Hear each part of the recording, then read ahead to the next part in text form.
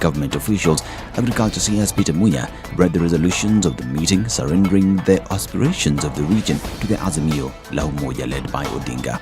This came just 2 days to the Azimio la Umoja convention, during which Odinga is expected to declare whether he will be bidding for the president a fifth time. Deputy President William Ruto has called for the release of 4 women who were arrested for allegedly attacking his staff while on the tour of Kisii County.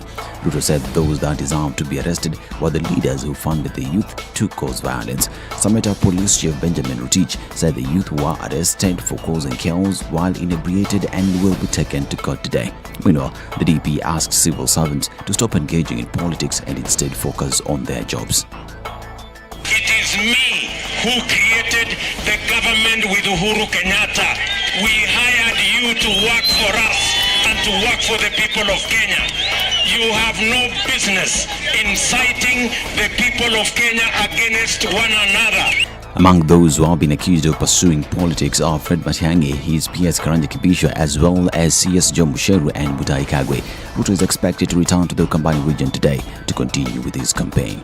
Now, a nationwide COVID-19 vaccination drive has been launched by the Interreligious Council of Kenya. The partnership between the Ministry of Health, faith leaders and UNICEF will see places of worship used as vaccination centers. Health CS Rashid Aman hopes this will complement its intention of vaccinating 10 million Kenyans by the end of this month. I would like to make a passionate appeal to you to pick up this campaign with all that you have and ensure as many congregants as possible are vaccinated. This is the only way to protect themselves, their families, and the community at large, because the vaccines are safe, effective, and available. Religious leaders and UNICEF say they are ready to work with the government in the 3-month campaign program. This also marks the beginning of a partnership between IRCK, Interreligious Council of Kenya, UNICEF and MOH, where places of worship countrywide will be adopted and used for COVID-19 vaccination centers by the Ministry of Health for the next 3 months. We know that there are more than 180 vaccination centers already set up in churches, mosques and temples in a large number of counties, and there will be more to come. And our role as UNICEF is to provide technical and financial support for this, and especially in the counties with the lowest rates of COVID-19 vaccinations. A mass for the victims of River Nzu tragedy will be held today at St. Joseph's Seminary in Mwingi town. 32 people died after the bus they were traveling in was swept away as the driver attempted to cross the swollen river Saturday. The victims were headed to a wedding ceremony when the incident occurred. St. James Good Shepherd Church was the hardest hit after it lost 21 members. The bride and the groom that was renewing their vows lost 15 members, among them 2 daughters and 7 children. 21 bodies have already been released to their families after positive forensic identification. Kitui Health CEC Winnie Kitetu said only bodies that are being positively identified by the use of fingerprints and DNA analysis would be released to their respective families. Some of the burial families have appealed to the government to hasten the identification process. This is Newswire. I'm Dennis Aseto.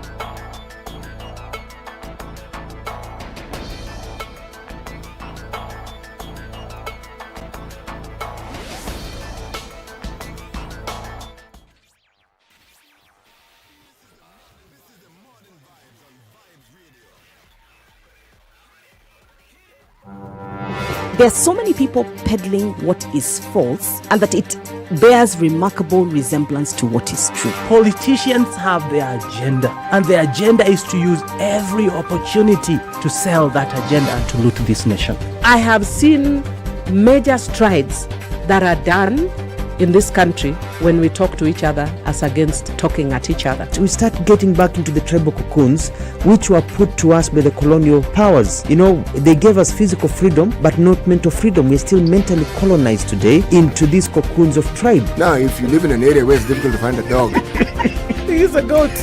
I kid you not. In which part of this country is it difficult to find a dog?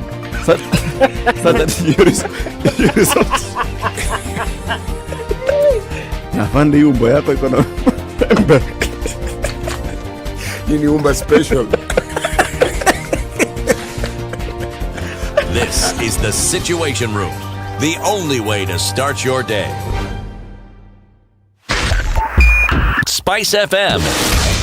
All right, Nyeri. it's Thursday. We're almost at the tail end of the week. What does traffic look like this morning? It's wet in certain parts of the city, but doesn't seem to be affecting much right now. Roads are still clear and free at a few minutes after 6 o'clock. We're seeing a little bit of a build-up on Jogo Road this morning. As we are on Langata Road, that has already started to build up. The Thika Superhighway, not much traffic. Everything is just waking up this morning. Hopefully we can keep things not so crazy, but we're going to have to wait and see.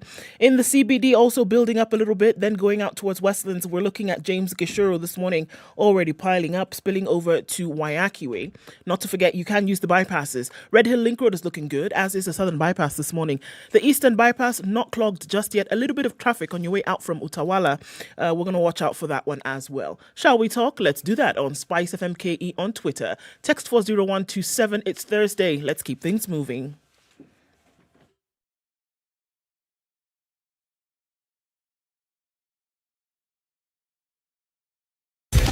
Broadcasting worldwide, Spice FM.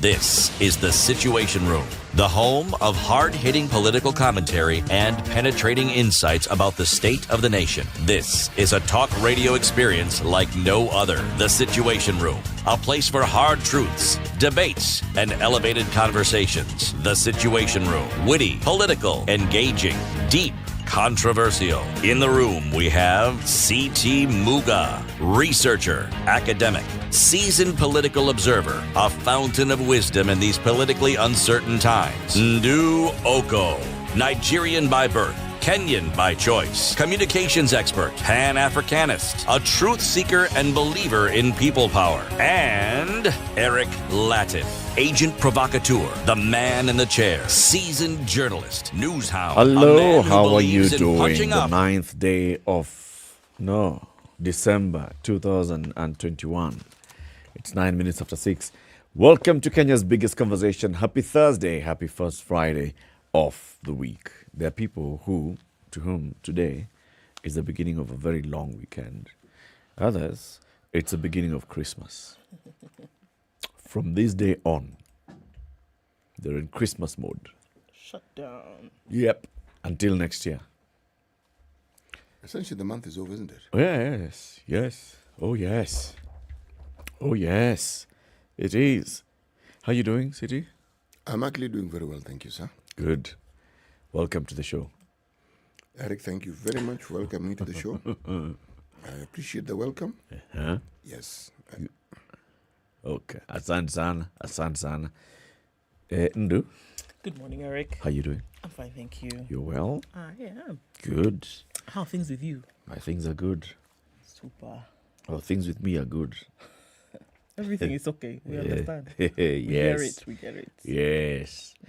Karibuni sana kila mtu to today's program. We'll have several conversations. Today is Thursday, #Justice Thursdays, and we will have a judge of the Supreme Court of Kenya. Again, another one. And this is Justice Dr. Smokin Wanjala, who will be joining us in the Situation Room today. He is also the head, the director of the Kenya Judiciary Academy, formerly known as the Judiciary Training Institute.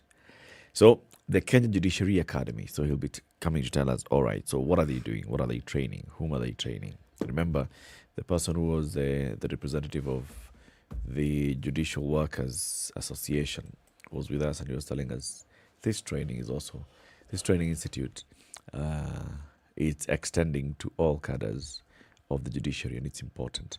So Justice Dr. Wanjala will be here, and he'll tell us about that. At 7 o'clock, let's continue the conversation about gender-based violence, and we will have several people to talk about the Generation Equality's mission to end gender-based violence in the country. We'll have somebody from a community-based organization called Superb CBO. We'll also have some people from CRU Kenya. What is CRU? The Center for the Rehabilitation and Education of Abused Women. Center for the Rehabilitation and Education of Abused Women. Okay. The rehabilitation, I get. The education, I don't. You don't get it? I don't get it. I don't get it. But anyway, let's start the conversation with COVID, tracking the COVID numbers. All right, 5,200,294,887 people have died on the globe from the COVID-19 virus. That's what we're looking at now. Yesterday, we looked at 267 million. Today, we're looking at 268 million. 268,091,161 people, about 1 million cases on the globe yesterday. Still pretty high numbers. The US is inching closer and closer to 1 million deaths from COVID-19. So about a fifth of the deaths that have taken place on the globe have come from the United States. All right, the calls continue for vaccinations, and this is across the world. So we saw some news yesterday. Is the Pfizer vaccine then effective against Omicron?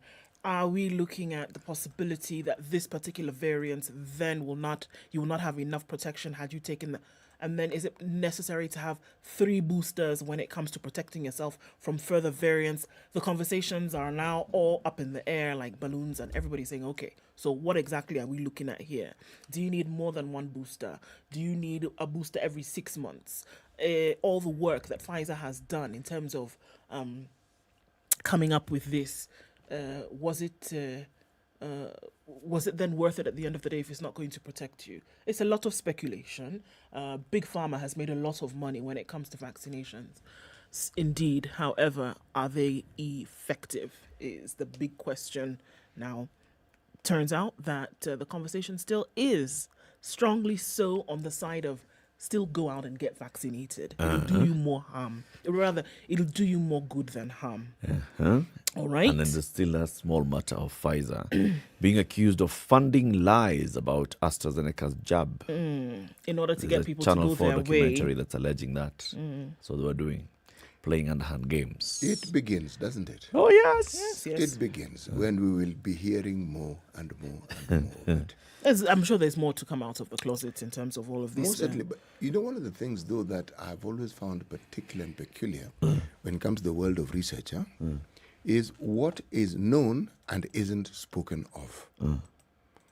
In the name of we are still investigating to determine. All right? The nature of this particular virus and the makeup is understood. Not fully, but it's understood. Its composition, what it does. And it's in understanding it that you are able to actually prefer a vaccine that would mitigate against the harmful effects that it has. Sure. Okay? So if you have a variant, it means it has the characteristics of the previous ones, but it has added a few more. So what you're dealing with is this new addition, not the entire caboodle. The basic structure remains. Yes, that's how come you know it is a mutation. Yeah. Okay? Now, when you throw science at this thing, and then the scientific talk, and then you see an H and an N and a 2 and an X and a Y, it gets very, very confusing. And yet, if we were to look at the virus for what it actually is, and go by what I know is termed a common flu virus, not only does it mutate, but every season, there has to be a booster shot. And that booster shot is not the same booster shot as the previous one. Why? Because they've taken into account the fact that this particular variant, will again mutate. So what makes us think, why are we discussing COVID as though it's mutating and it's something that is unusual and something that it's going to mutate even further? You should expect it to, and that's the thing from the very beginning. You should have expected something like this by nature of the fact that it is a virus that's causing a disease. You should expect that it'll look different later. Questions have to be asked, though, about this pharma and the big pharma and the quest for money. That usually is a fundamental question. Yeah, especially when they say, there's going to be a new improved booster every year. You have to ask, Actually, it's not possible to just get it done now. No, Eric, your question is not only valid, but the question and the draw it up. Then it's appropriate. New and improved. Okay. Because, you see, the fundamental question that isn't asked when you refer to Big Pharma or when you reference Big Pharma is, what are they in the business of? Money making. Precisely. So, is it which is preferable? To have clients for life or to provide a cure that eliminates the disease so those clients are also gone? Which is which? What do you think? Yeah. It's 17 minutes after 6. A very good morning to you wherever you're tuned in. We are live streaming the show, SpiceFM KE, YouTube, Facebook, and Twitter. Are you online? Say hello. We'll be saying hello to you shortly after we take a look at the weather forecasts.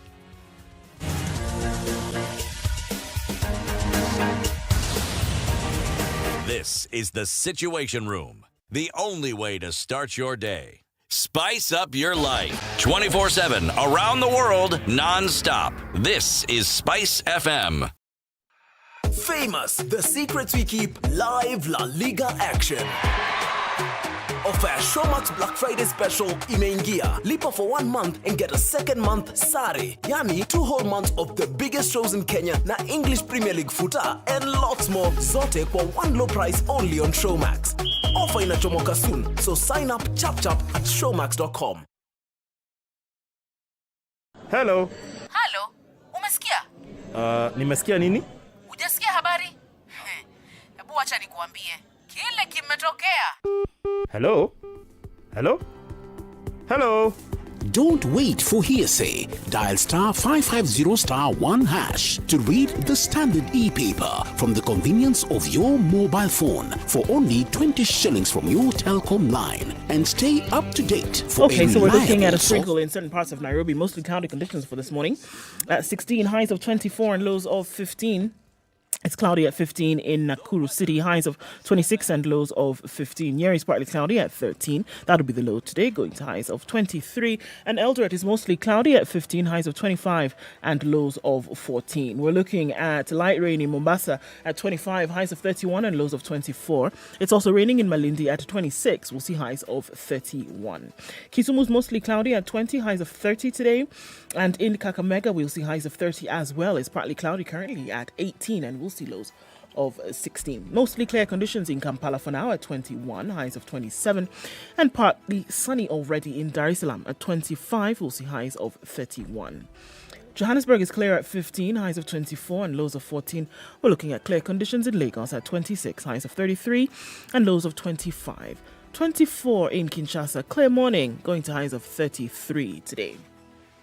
It's a chilly afternoon in Beijing at 4 degrees. We'll see highs of 6 and lows of -1. 2 degrees and dropping in Paris. We'll just see a high of 7 and lows of 2. Mostly cloudy conditions in London at 6, going to highs of 8. While New York on Wednesday night is mostly cloudy at 2 degrees. We'll go to highs of 4 and lows of 1. Classic soul, R&B, smooth jazz, neo soul, and nostalgic ballads. Make some noise. Yeah. You're listening to Spice FM.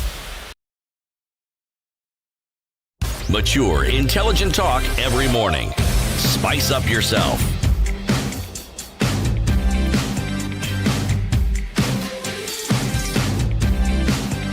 Mornings done right. 94.4 Spice FM, Nairobi. Morning. Okay, now I see what's going on. Folks have been asked how they say good morning in their language. So that's why we're saying Wamukata. That Kikamba. is... Benson says That's good James morning. Mooley. Yeah, James Mooley says Wamukata. Charity Maina says what? Good morning. That's English. Horowarushine. And D. Rowe, who is in Chishona. Okay, so he says, in Chishona, which is a dialect in Zimbabwe, the morning is Mangwanani. And Chumba is in Nandi Hills, and he says, Karonet Nemie. Right. Okay, there's some more. This is getting more and more interesting this morning. Chamge, that's what Titus Muthui says. Oyar. Thank you. Is what Becky Oviambo says. And, right, so, okay, Eric. Okay, let me try. Wem Rosheni. That's, I can't say. Start again, please. Read all the words. Yes, the gently, letter by letter. You'll get it. Wimwega Rosheni. Yes. See? Muriega Rosheni. Yes. Muriega Rosheni, Eric Nduna City. Yes, we are all well. How badly did I do? You did well, see? You got it. Yeah. Okay. So, Many greetings from around the country and indeed around the world. Tuned in from Kisii, Mombasa, Nyeri, Mombasa, Mbere North in Embu County, Kisumu County, Mombasa Road here in Nairobi, Rarieda in Siaya County, Mogadishu in Somalia, Muhoroni CT from home, Tamu. Salimia CT, he says the county is awake. Thanks for joining us. Thank morning, you. guys. Karibuni sana. Enda sopa pokin. Aski Masai. Habari yenu nyinyi wote. Oh, okay. I want you to pronounce the Kikuyu one properly. Which I want one? to hear it right. Wemwega rushine. Ah, okay. Singular. That's singular, but plural. The plural. Muriega rushine. Rushine is morning. Yes. Okay. Yes. What does it actually mean? Wemwega rushine. No, Roshini. Does it Roshini actually means mean morning? What does it describe? Start of the day. Good. Yes. Okay. Yeah. Although there are many words for morning, I think, in Kikuyu. Depending on this Kiroko, there's Wakia, there's Miaraho. Miaraho. When does Miaraho feature? One of those is morning and evening. Miarahuko, I'm not sure. Yes. Where I'm going with this is, if you look at what we've now compressed into just one word to describe an event like the break of the day, many of our African languages described it and called it the break of the day, the opening of the day, the start of the day. Start of the day. Yes. Yeah. First hour of the day. Yes. Sunrise. Yes. Yes. Daybreak. Yeah. That's all there. So, today's Proverb City? Right. Today's proverb. Yes. Monday, we are going to be celebrating. It's actually Sunday. Yeah. And then we will be celebrating Jamhuri Day. Uri. And what is Jamhuri? Je ne sais pas. The day Kenya became a republic. Independent. Republic. Okay. Now, you may have wondered why it is that I've stuck with the Kiswahili language. The cohesive language that we determined as a nation would be the language of choice, and the national language is Kiswahili. And that is why you have seen me progressively and determinedly maintaining the tempo of the Kiswahili proverbs. John is asking, does this man have today's proverb or not? Now that John has mentioned it, I'm going to sing first. I'm going to sing first, and welcome all your relatives. And I'm going to sing 3 stanzas before the poem. Okay. Right. Mchovya asili hachovi mara moja. Mchovya nini? Asali. Sorry, don't say asili. Politics, my friend. Asali. Mchovya asali. Hachovi mara moja. I know asali is honey. Asali is honey. So, give it a wild guess. Come on. And you know Maramoja is not the painkiller, but Maramoja is? Once. Yes. Not the painkiller. Achovi. Kuchovya. Kuchovya. To pour? Dip. To lick. Dip. To dip and lick. Ah, right. Okay. To dip and lick honey. Say it again. Mchovya asali hachovi mara moja. So when you don't do it you rarely do it. You rarely do it once. Yes. So you're gonna come back for more. Yes. You keep coming back for a sweet thing. Yes. See? Now expand that particular proverb and you'll be amazed. The reason why we keep coming to the 12th of December is because it's supposed to herald a good memory, something that happened, a good thing that enabled us to be who we are today and where we are today. Bas. In Tanzania, it's today, the 9th day of December. Yes. On this day, 9th day of December 1961, Tanganyika, now Tanzania, gained independence. At midnight, flags were raised simultaneously and lights lit on the Kaiser Wilhelm spikes. Highest peak of Mount Kilimanjaro. That's what it was called then. Nowadays they're called Kibo and Mawenzi. And in Dar es Salaam, marking the emergence of the new nation, on receiving the constitutional instruments of independence at the National Stadium from Prince Philip, the Duke of Edinburgh, who represented the Queen. The Prime Minister Julian Nyeri said, "This is the day when every Tanganyikan can say, I am a citizen of a sovereign independent state." So, all of those who are listening to us from Tanzania, happy Independence Day. Our president, remember, was invited to be the chief guest, the guest of honor during Tanzania's celebration. So he'll be heading out there today. He'll be there on a 3-day state visit. Isn't that a good honor? Yes. She did say she would invite him. She did. She did. She invited him. She did. She did. So today Uhuru will be there. Atazungumza Kiswahili chake chote. Our president, El Presidente of Kenya, has a good command of the Swahili language. Yes. He does. Yes. He should just throw in one word like his father, kusaidisha or something like that. Invent one. So let's take a look at the newspaper headlines.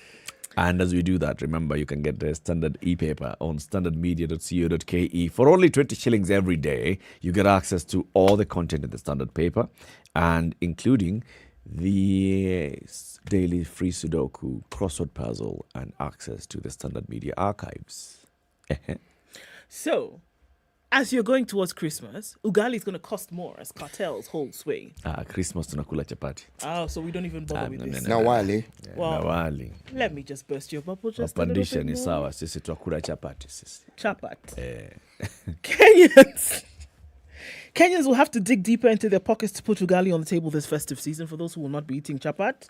The price of maize flour is likely to shoot up after millers gave in to pressure from the market to increase the buying price of a 90 kg bag of maize by 500 shillings to 2,800 shillings amid a biting shortage. So this is the reason. There's a biting shortage because of, several factors. And so you know what? In order for us to keep afloat, increase the price. Biting shortage of what? Maize. Of eaters of maize. Right. The prices had fallen to 1,800 for the 90 kg bag 3 months ago, but farmers protested, arguing it would make maize farming a loss-making venture. And while the farmers have been pushing to higher prices, the new development comes along after many months of them sold their produce at much lower figures. So there was a bumper at some point, sold it for less. Now there's a shortage. They have to sell it for more. A 2 kg packet of maize is retailing at more than 100 shillings, up from the just 80 just 2 months ago. Experts, however, warn the price of unga may be much higher heading into the Christmas season. Consumers should be prepared to pay more for flour as the cost of maize keeps rising. The current price of 2,800 per 90 kg bag means that a 2 kg packet will go for more than 120 in the next 2 months, according to Mr. Kipnechich Muthui, who chairs the Grain Belt Millers Association. The rising prices, okay, so not necessarily the scarcity of maize. The rising prices have been attributed to the invasion of the maize supply chain by cartels affecting the sector after the sector was liberalized. The cartels are suspected to have brought the bulk of the produce from farmers at a price that was slightly higher than what the Strategic Grain Reserve Agency was offering during the harvest period. These cartels then hoarded the stocks that they had to create an artificial shortage. This is now making it hard and costly for millers to get cereals, forcing them to offer even higher prices than that benefit the cartels and not the farmers. So the thing that the farmers were complaining about before, they're still complaining about now. So we have some middlemen somewhere. Yes. Who have mopped up the maize from the market and they're hoarding it. Yes. And then they're the ones who are now determining the price. Exactly. But remember, they bought it already. They bought it from the farmers a long time ago. Yep. Right? All of it, basically, mopped up everything that was in circulation and then held on to it. And they bought it when the prices were low and now have increased the prices. You can't get it from anywhere else because they've bought it all and they're the only ones who have it. So they're going to increase the price in order to make a higher profit for themselves. And go into the season where people are going to be able to buy a little bit extra because it's the festive period, they're going to raise the price just a little bit more. And it seems as though there's nothing you can do about it. We are staring at a disaster in the next 6 months as maize supply in the market deteriorates after most farmers sold out the grains during the harvest period at throwaway prices. There was a lot of it and they needed somebody to take it. And here are these fellas offering to buy it at this particular price or not at all. And they didn't want to run the risk of going into losses during the harvest period. So they sold it for that throwaway price. Now they're selling it for at least 1,000 shillings more than what they bought it at. Where have they been storing this maize? This is a good question. This is a very good question. Because in the same breath, we've been hearing from the board that the silos are empty. This is what we've been hearing. So where is all of this being stored? So Kenyan farmers, a couple of things also in the story is there was lower yields in the main maize producing That belts. was a factor, yes. Because farmers have increasingly reduced the acreage under maize. Then those who are looking at the prices now have been selling to neighboring countries, Uganda and South Sudan. These chaps could be the same ones who are claiming that they are buying from Uganda and South Sudan and bringing it back into the country. Now we have the Competition Authority, we have government, we have the Millers Association, we have all these things.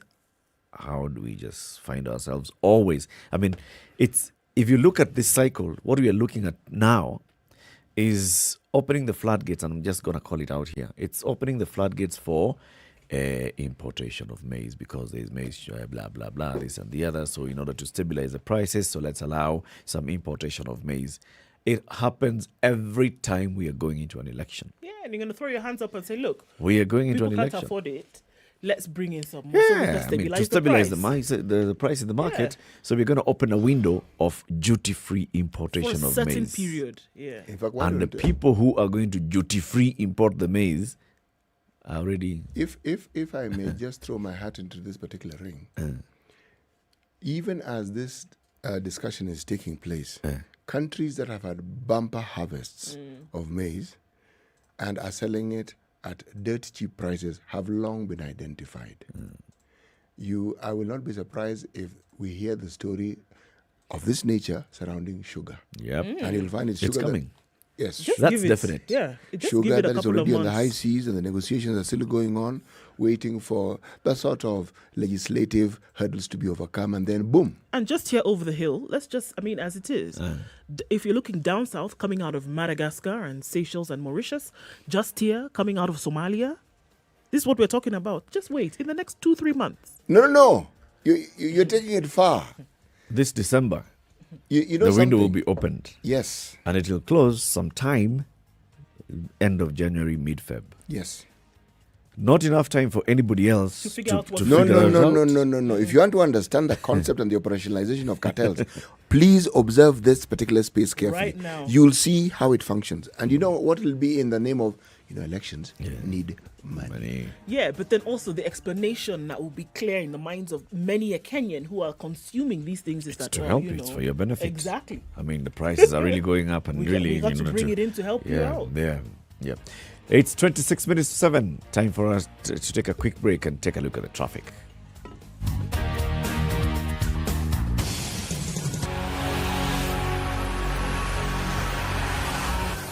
This is the Situation Room, the only way to start your day. Spice up your life 24/7 around the world, non-stop. This is Spice FM.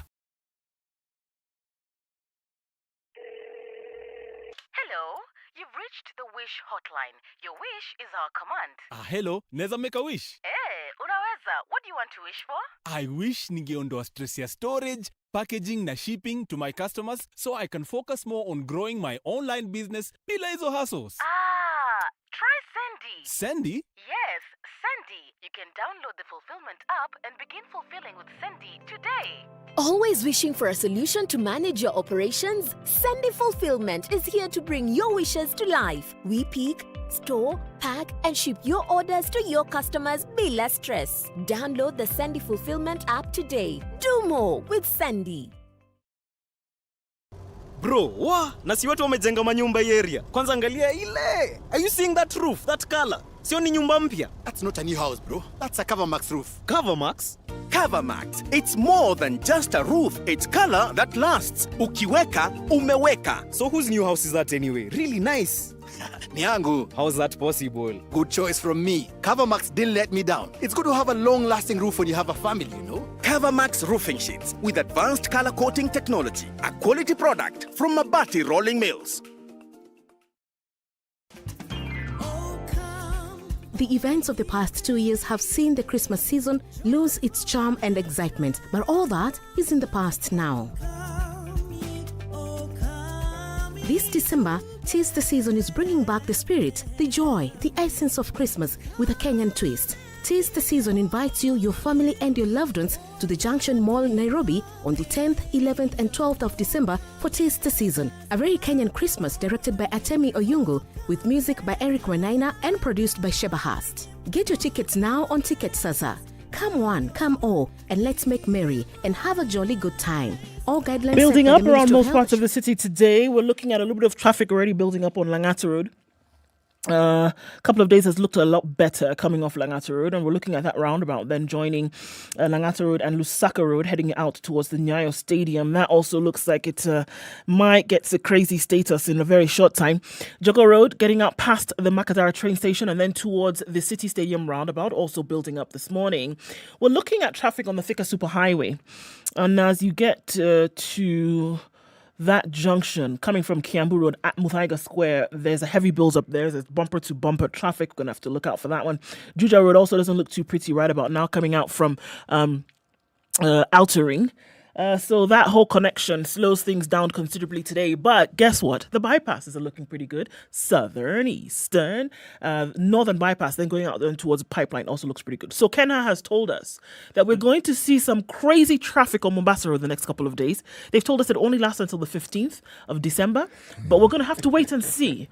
15th could be, 15th of January. Kenha should stick to what they do not so well, as in overseeing the building of roads. This thing of predicting the future and what will happen, let them leave it to other people who are better at it. Okay?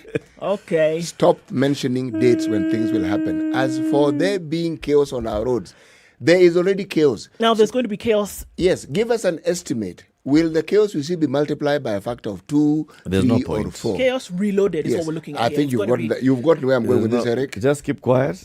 We know, we can see. We Just- will, it's we will okay. see We'll deal as as we we go will along. survive. As we go As along. we have done. When I was SpiceFM, away in yeah. Wote, I saw the roads were flooded. Yes. There People- was Uhuru Highway C. Ocean. And now Kenha came and said, oh my God. Okay, so we are going to bring in an engineer and heavy machinery to excavate. Yes. Okay. Now. This same expressway, which has been 75% completed for the last 4 months. And then there's been that kind of a pool that's still growing Yeah. at Haile Selassie roundabout. Oh, you've seen that one? Yes. Now you've been told. You know there's that thing different doesn't go traffic. anywhere. There That was water no- just sits there. Yes. There was no excavation. That excavator went elsewhere. Excavated something else. Yes. That's for sure. Anyway. You're a man of faith, Eric. Because you're assuming the excavator exists. Let's talk about Showmax. www.showmax.com. Have you subscribed to Showmax? If you take a subscription for Showmax today, you get an extra 1 month free. Just choose whatever kind of package you want to go for, whether it's Showmax Pro or Showmax. If it's just Showmax Pro, is 1,050. Showmax is 300 bob, and you can even upgrade from, if you have DSTV, you can just upgrade and get Showmax in addition to it. We'll be telling you more about Showmax and what else you get with Showmax as the show continues.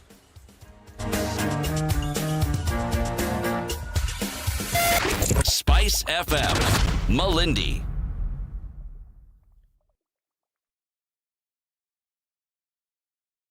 Mature, intelligent talk every morning. Spice up yourself.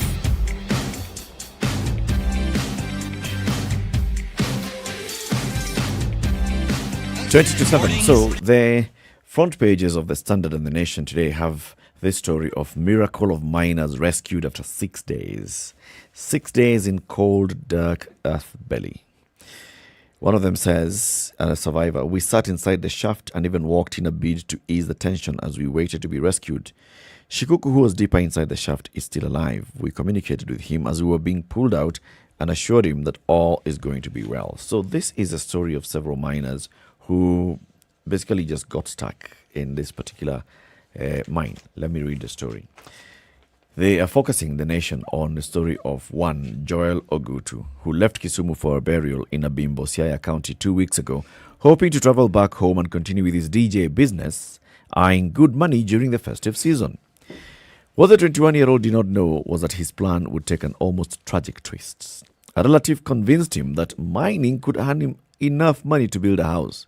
Watch at going back being a DJ, chiki Christmas.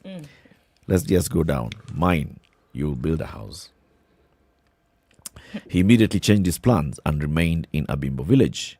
It wasn't the best of the decisions because he found himself in the abyss for 150 hours after a gold mine that he had entered caved in. Ogutu was with 2 other artisanal miners in the dark. He can hardly believe that he lived to tell his tale. The 3 men were pulled from the pit yesterday at 3 a.m. after close to 7 days, bringing to 8 the number of those that have been rescued. The 3 were among 10 men who were trapped when the pit caved in on the 2nd of December at 11 a.m. 1 man has not been found, while the body of another was pulled out on Saturday. 2 men were rescued on the day of the accident, another one 2 days later. 2 more miners rescued after 3 days. In their 6-day ordeal, the 3 young men turned to prayer. The salty underground water also came in handy. So he says, when they went in, they were not expected to stay there for long. Yep. They hadn't obviously carried food or water. So they have just been surviving on the water. The mine caved in. They could hear the rescuers, so they were just surviving on prayer and hope. The rescuers reached them. There's still 1 other man, Tom Okoh, who's 35 years old, and the focus has now shifted to him. 8 miners were pulled out alive. There was 1 death, and we hope to get Okoh soon, according to Deputy County Commissioner Richard Karani. Now, this is the story of mining, and as we see a lot of the mining now development happening in these areas, it talks about the safety of the mines and the tools being used and all those things. If, as we expand the mining industry, as we were being told by the Kakamega governor yesterday, if you don't take care of all these things, if all these ducks are not in a row, then we're going to have problems. Oh, absolutely. But And you're looking at the maintenance of them, because you're sending human beings down there. We've not gotten to the point whereby you can use automated machinery. You're still using human beings. Okay. I'm saying okay. We have a ministry that deals with mining, don't we?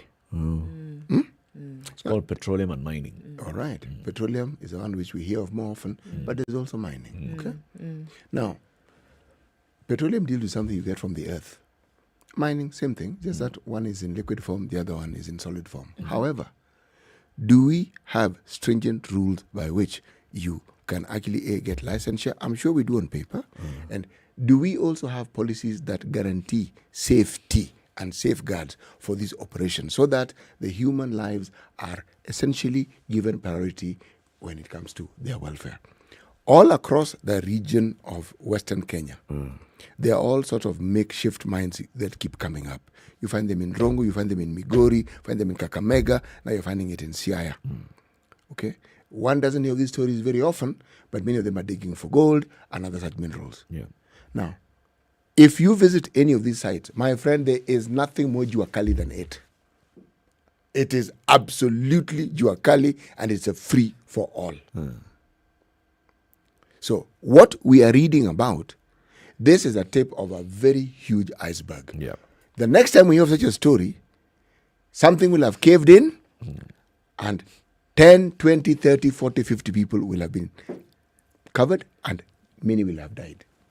Simply because whatever needs doing isn't being done to ensure that proper procedure is followed in essentially taking advantage of clearly an industry that we should be building. Yep.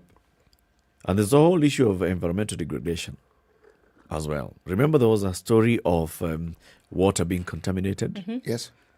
That too is something that we are going to see a lot more of. Well, that will be on the increase for sure. Yeah. That will be on the increase. If you consider, you see, this population we keep speaking of and referring to in generality as the youth, okay? It is clear there is talk about the youth and how they should be helped. And there are even policies as to what should be done. What is evident in abundance is that it isn't being done. No, it isn't. And the youth are being left to the vagaries of their own imaginations and their own capacity to think of what it is that they can do best.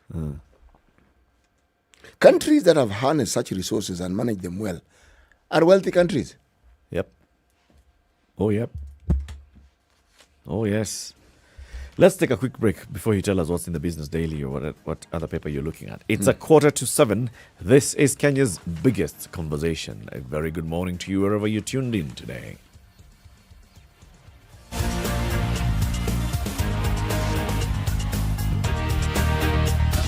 24/7, around the world, non-stop. This is Spice FM.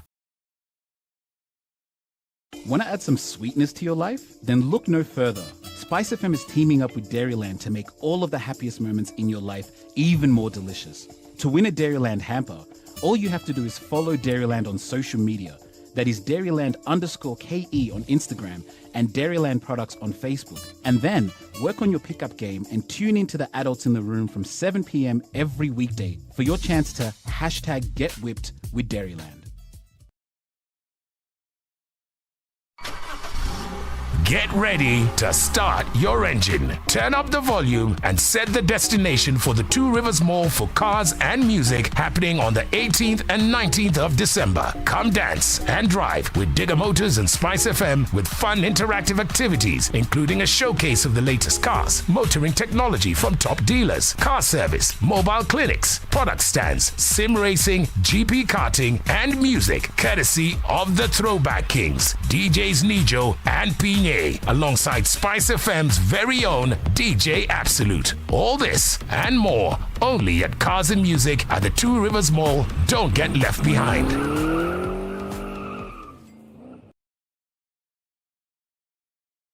Mature, intelligent talk every morning.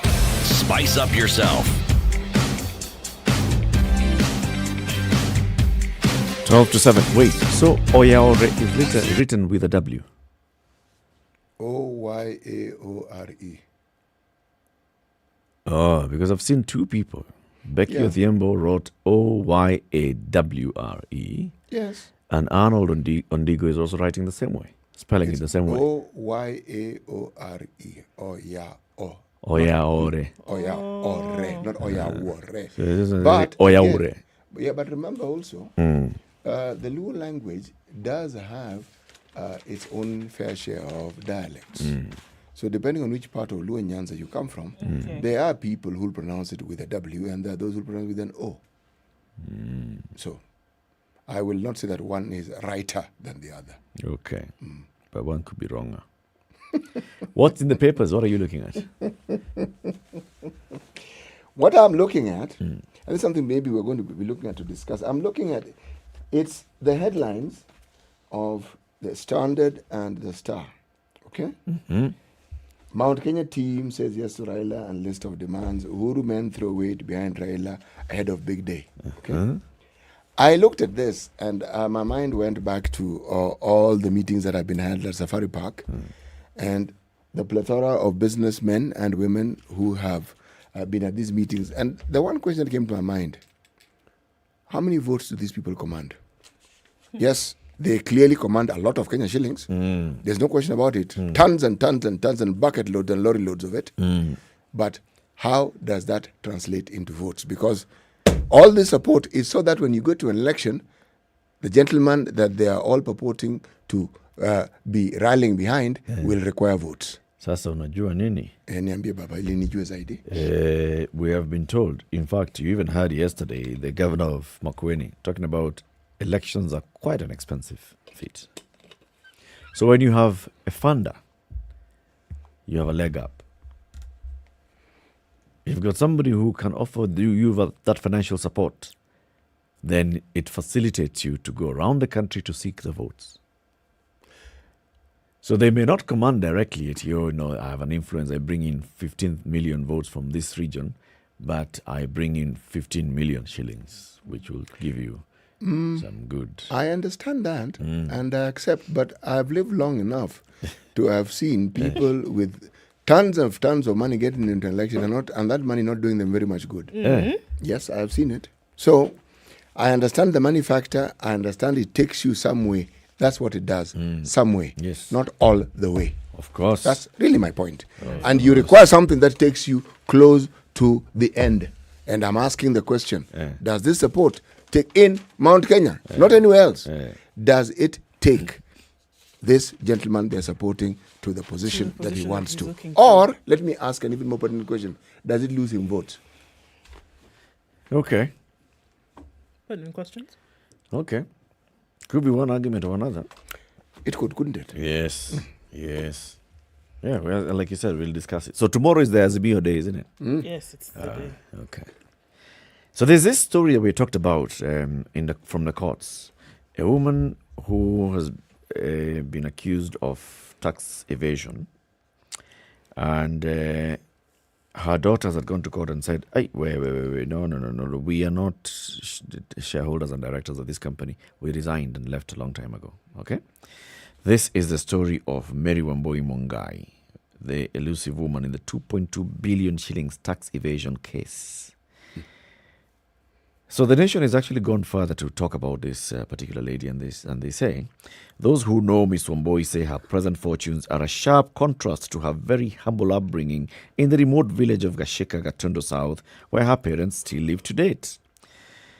A March 26, 1999 Kenya Gazette notice listed her among candidates who passed that year's government proficiency exam for clerical officers, which she sat on December 1st and 2nd of that previous year, 1998.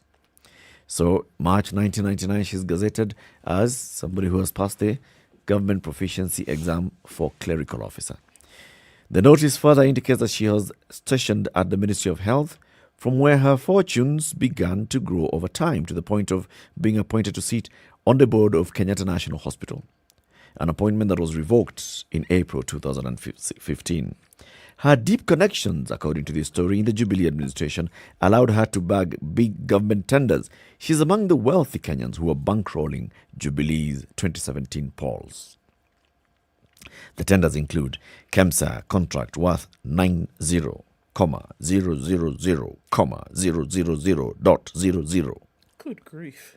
90 million shillings to supply personal protective equipment through her Perma Holdings company June last year. She was also awarded a 30.5 million shillings tender to supply N95 respirator face masks and 3-ply ear loop surgical masks through the same company June last year.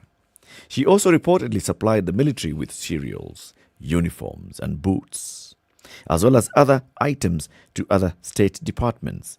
The businesswoman is known for her love for her finer things in life, from driving high-end vehicles to imbibing expensive liquor and living in a spacious mansion in Runda, Nairobi. Wambui is not the silent type. But the figures that they mentioned don't really make you a billionaire. 30, 90. Those are just two.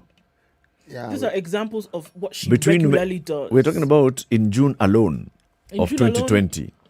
She had a 120 million shilling tender from one organization. She has previously also supplied the military with uniforms and boots and cereals. She has supplied other state agencies. Now, if a month with face masks, if a month gives us 120 million, surely. Can I do the maths? Yeah, Please, just do the math. Times 12. No, just even do times 10. Okay, let's say there's 2 gonna be a months of holidays. Here and there's Christmas. The only thing I can say, she wasn't advised well. By? Yes, she was supporting a political organ. Hey. You do not get friends who are more fair weather than friends in the political arena. You are useful when you are useful, and then somebody else becomes more useful, and you are now not so useful. In fact, you start heading in the direction of almost being useless. But even as you rise in power and fame, one of the things that, unfortunate of course, is that you come to the attention of very many people who ordinarily you really do not want to be in the sight of. So, sooner rather than later, something will happen that you may not have thought of, may not have anticipated, but it'll be your neck on the block. Sure. If there's enough noise about people who are entrepreneurs and they want heads to roll, yours will roll. Yeah. Because you are clearly a cog. The people who control this machinery and the people who have connections, you won't hear their names being mentioned. No. Yes. Throw you under the bus. Precisely. You will be a casualty of war. For sure. Court documents show that she is facing 8 counts of tax evasion at the Anti-Corruption Court in Milimani, for which she is yet to take a plea. The charges are linked to Perma Holdings Limited, whose ownership her daughters, Evelyn Nyambura and Purity Njoki, have distanced themselves from on grounds that they are no longer shareholders. Talking about the daughters. Purity And the mother have failed to stop her arrest over claims of the 2.2 billion shillings tax evasion. They had gone to court and said, she's unwell and she's been admitted to the Kiambu Level 5 hospital. The magistrate said the court is unable to believe that she was admitted at Nairobi hospital. Documents show that she sought medical attention on December 4th at Kiambu Level 5, where she got 5 days of rest. So it's still a matter. So she still hasn't taken plea. Right. Her goose might already be cooked. It's being marinated. Yeah. When it starts this way, the sifting has been done and you have been selected. And it is not a pleasant place to It is be not. at. Not really. Still coming out of the courts really quickly. Chitembwe wants JSC hearings suspended. High Court Judge Said Chitembwe has moved to court to block Judicial Service Commissions from hearing 4 petitions filed to have him removed from office. Justice Chitembwe argues that the hearing of 4 petitions filed by former Nairobi Governor Mike Sonko, Francis Wambua, Imgred Geig and David Lebu Ole Kilusu should be suspended until the case is heard and determined. JSC set December 14th as the hearing date. The commission, led by Chief Justice Martha Koome, directed that he files his response to the allegations. It is also directed that he lists his own witnesses and provides their statements and furnish them with documents which he will rely on during the hearing. But the judge says that the evidence adduced by the 4 was illegally obtained and a breach of his privacy. He says that he neither authorized anyone to record nor release conversations which are now at the heart of the cases seeking his removal. In the case where he has also sued the JSC, Chitembwe laments that the Commission has no known procedure of hearing cases on removal of judges, adding that it would be unfair to rely on this evidence which was gotten in an unprocedural manner. Isn't this nice? A judge is talking about things that they deal with on a daily basis, and this time it is about him. And it's unprocedural. Procedure. Yeah. He would know, Again? wouldn't he? Yes, he would. He would know. Again, there's something I really have to say. I know we come to the top of the hour. Say. There is a program called Nutrition Improvement for Child Through Cash and Health Education. Niche program in Kitui. They have a program and they're going to be giving for 15 months, 2,500 shillings monthly for families with children under 15 months. And this is they're working with the Ministry of Health. Remember Universal Basic Income, the one we talked about some times back? When that 6,000 was mentioned being given to the vulnerable, I wish there was a bigger article on this particular program so that they could tell us how it is they decided it was Kitui and why it is they're working there. But so they're working to boost nutrition levels. Yes. But they're also receiving the 2,500 cash money every month for 15 months. That's very good. The concept of universal basic income is a good program. Indeed. Good. If properly utilized. Let's get to the top of the hour and get the news from Dennis Assetto. Good morning. This is Kenya's biggest conversation, the Situation Room. In the next hour, we talk about fighting gender-based violence in the country. It's 7 a.m.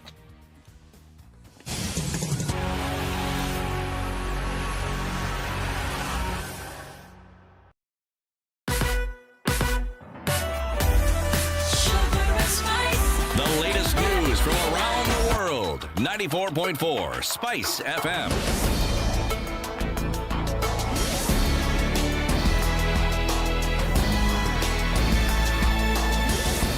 This is News. I'm Dennis Assetto. President Uhuru Kenyatta has pleaded with police not to misuse their guns. Speaking during a GSU passing out parade, Uhuru asked them to instead speak out on the issues bothering them, further saying that it's only through talking that the issues can be resolved. Uhuru said it was better to address issues than kill people, as their guns are meant for protection and not to take lives. Uhuru further said that his government is aware of mental issues with the police service. He said that they are working with the Ministry of Health to offer the help needed by the officers. Yes, we have this problem and it is part with us, and it is not only amongst you, it is amongst many young Kenyans today, but we can address it and we are ready to work together with you. Please just step forward. There is no shame in it, and we can find solutions and we can help you solve your problem and become an even better officer going forward. Tumekubaliana? Tumekubaliana? Meanwhile, the National Police Service now says it is considering appropriate measures against newly graduated General Service Unit officers seen in a now viral video making remarks deemed as unacceptable of their positions. NPS in a statement condemned the actions of the officers, saying it was not a representation of the police service that they were coming into. Here at the officers.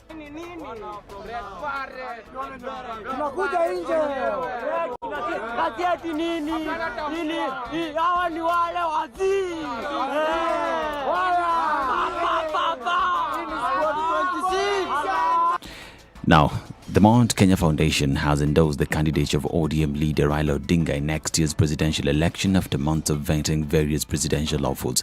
At an event graced by 4 cabinet secretaries and other senior government officials, Agriculture CS Peter Muya read the resolutions of the meeting, surrendering the aspirations of the region to the Azimio la Umoja led by Odinga. We have also witnessed what corruption can do to an economy and cannot imagine a Kenya where looters are in charge. Our economy-related issues are complex and cannot be reduced to a mere slogan, catchy phrases or handouts. That Azimio la Umoja guarantees the continuity of the legacy and the projects implemented by President Uhuru Kenyatta. That the people of Mount Kenya have no confidence in sweet-talking people who want to take advantage of our problems and use them as fodder for electioneering without offering concrete solutions. This coming days to the Azimio la Umoja convention, during which Odinga is expected to declare whether he will be bidding to be president a 5th time. Deputy President William Ruto has called for the release of 4 women who were arrested for allegedly attacking his staff while on the tour of Kisii County. Ruto said those that deserve to be arrested were the leaders who funded the youth to cause violence. Sameta Police Chief Benjamin Rotich said the youth were arrested for causing chaos while inebriated and will be taken to court today. Meanwhile, the DP asked civil servants to stop engaging in politics and instead focus on their jobs. It is me who created the government with Uhuru Kenyatta. We hired you to work for us and to work for the people of Kenya. You have no business inciting the people of Kenya against one another. Among those who have been accused of pursuing politics are Fred Matiang'i, his PS Karanja Kibisha, as well as CS Joe Musheru and CS Muthui Kagwe. Ruto is expected to return to the Ukambani region today to continue with his campaign. Now, a nationwide COVID-19 vaccination drive has been launched by the Interreligious Council of Kenya. The partnership between the Ministry of Health, faith leaders and UNICEF will see places of worship used as vaccination centers. Health CS Rashid Aman hopes this will complement its intentions of vaccinating 10 million Kenyans by the end of this month. I would like to make a passionate appeal to you to pick up this campaign with all that you have and ensure as many congregants as possible are vaccinated. This is the only way to protect themselves, their families, and the community at large, because the vaccines are safe, effective, and available. Religious leaders and UNICEF say they are ready to work with the government in the 3-month campaign program. Let's listen in.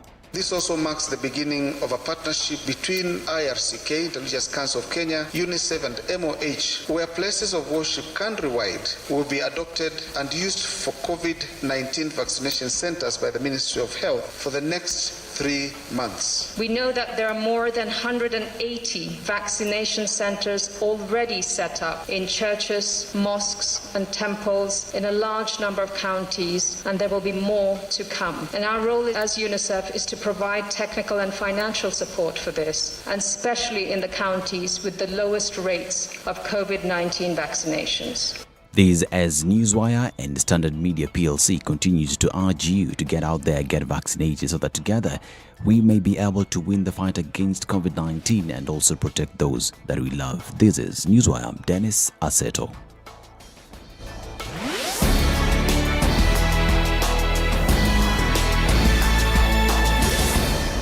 All right, at a few minutes after 7 o'clock, traffic is building in most parts of the city this morning. We're looking at it building up on Mombasa Road. That's, again, one of the places Kenha told us we will have that issue. So the Maritime stretch where a pipeline is being replaced. Okay, so that is the problem. That's how we're going to see all of this traffic. I know it brings about the giggles in some of you, but so we're looking at those spots. We'll have traffic extended, or rather increased, right around Samir, which is just here up the road, and also at the Uhuru Highway roundabout, just at Nyayo Stadium there, and then out towards Haile Selassie. So you have those trouble spots over the next couple of weeks. So this is what we need to watch out for. So that Imaradaima place, we've seen that right now, has really, really packed up. Langata Road also an issue right now. Jogo Road coming past the train station, outbound. And we're also looking at traffic on Uhuru Highway has already started very early this morning. Thika Superhighway jam-packed as well, all the way spilling over to the entrance from Outer Ring as well as Kiambu Road. It's your normal Thursday morning traffic. We'll keep an eye on things. Help us out as well on SpiceFM KE on Twitter. Text on 40127.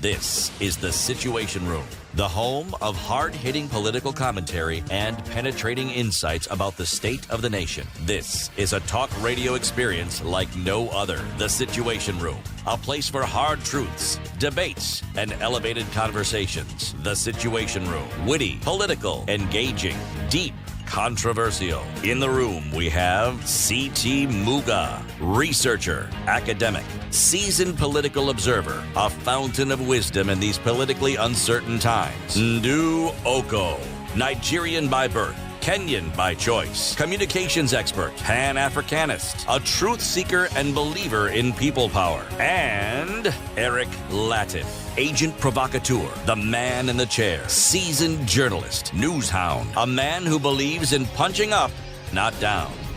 This is The Situation Room. It is 7:08 on the 09 of 12, 2021. Kenya's biggest conversation enters the second hour, and we'll be discussing Generation Equality's mission to end gender-based violence. But let's begin with the day's proverb from C.T. Muga. Mchovya asali, huchovya, hachovi rather, mara moja. Where is my mind this morning? It's okay, just calm down, C.T. Usa? Give it a second go. Right. 1, 2, 3, go.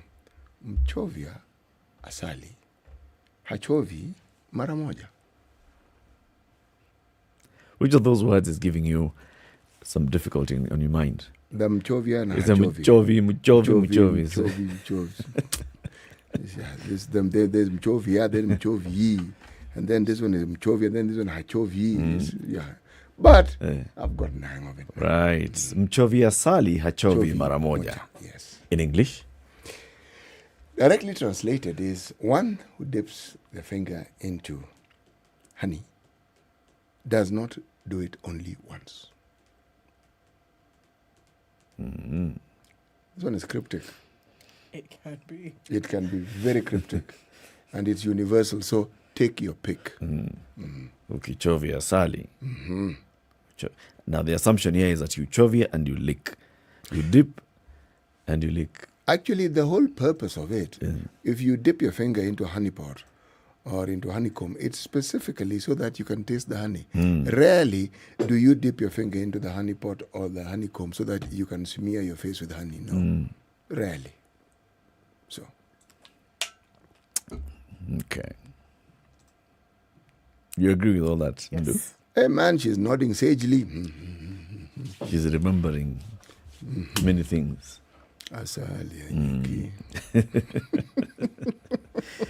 Yeah, we have 3 guests in the show this hour, and one of them is in the studio. Other 2 are joining us via video link. Yasmin Mohammed, founder and director of Superb CBO, is with us in the studio. Naomi Kilima is a legal officer with Crew Kenya. She joins us via link. And Florence Machio is regional technical advisor, Population Action International. Good morning, ladies, all of you. Good morning. Morning. Welcome to Kenya's biggest conversation, The Situation Room. We're talking about gender-based violence. We need to end gender-based violence. There's a commitment by our president to end gender-based violence. By which year again, Ndu? 2026? Yes.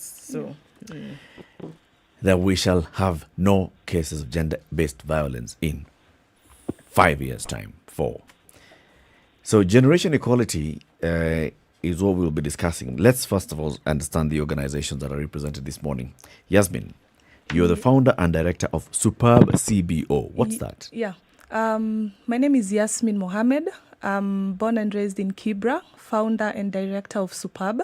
It is a feminist women's rights organization, and our work is around promoting the rights of women and girls in marginalized and underserved communities.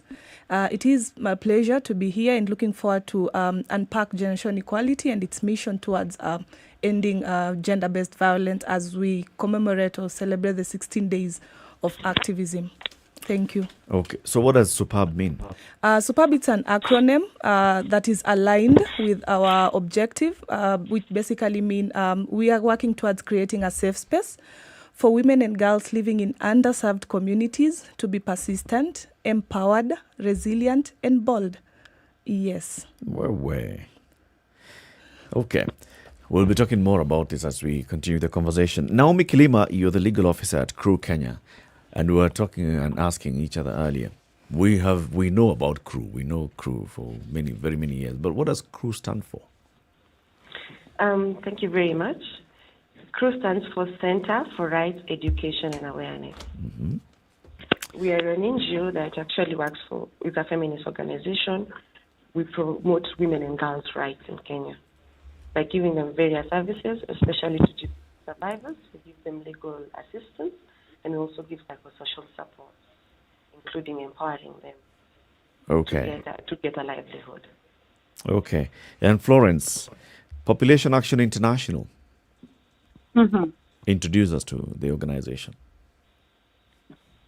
Well, Population Action International, it's an international NGO based in Washington, D.C., but also serves the region, working through partners. And when I say region, I talk about 5 African countries. Next year will be 7 African countries and India. We work towards reproductive health rights, and also we work towards preventing and working with governments to change policy to invest in women's rights. So that's what we do. Okay, so just coming into the conversation then about Generation Equality campaign, what is this campaign about and what does it aim to achieve, Yasmin? So with the Generation Equality, actually it started in Beijing, and it was during the 4th Women's World Conference, and the Beijing Declaration Platform for Action launched the Generation Equality with an aim of working towards the rights of women and girls. And looking at the Generation Equality, it's a forum that took place this year in March and June, where Kenya is co-leading in an action coalition gender-based violence. And I believe with the conversation, we'll get to unpack the commitments, because again, working at grassroots level, they are not aware of the commitments and even the Generation Equality Forum. But again, we are really glad of the support we get from Center for Rights, Education and Awareness, because we get to accelerate the conversation at grassroots level. All right, so then, I mean, there are very many players in these conversations when we're looking at ending gender-based violence, 16 days of activism that is commemorated every year, and hoping that as we get closer and closer to that point where we are saying that gender-based violence then should come to an end across the globe. Where are we? What is the status of gender-based violence in the country today that we are saying, so what are the markers then towards its end? And I guess this is something for all three of you. Maybe we can go with Florence. All right.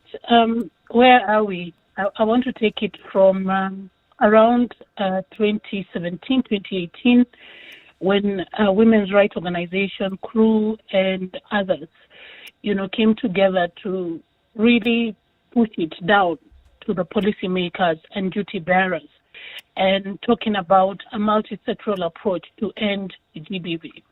So in 2017, we had a conference where we brought in religious leaders, and we brought in the voices of children who've been violated. And we asked religious leaders, what is your position and what are you going to do to prevent?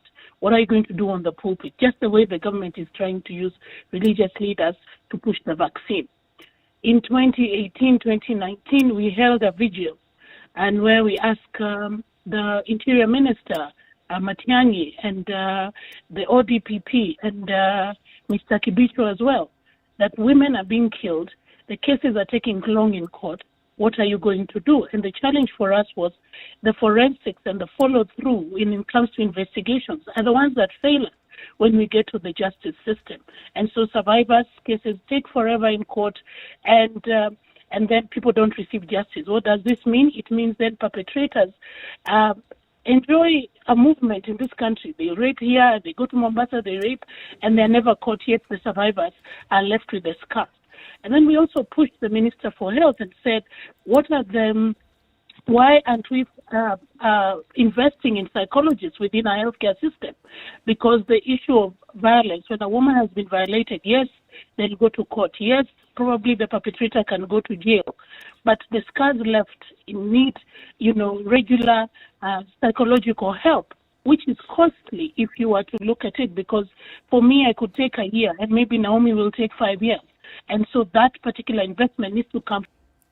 The other thing we pushed through the counties is why can't we have safe houses run by states and not by NGOs? So where we are right now is we have one state-run safe house by Makueni County. We just came through last year when we had COVID. This is the county government that beat the bullet and said we are going to put together a safe house paid for by taxpayers.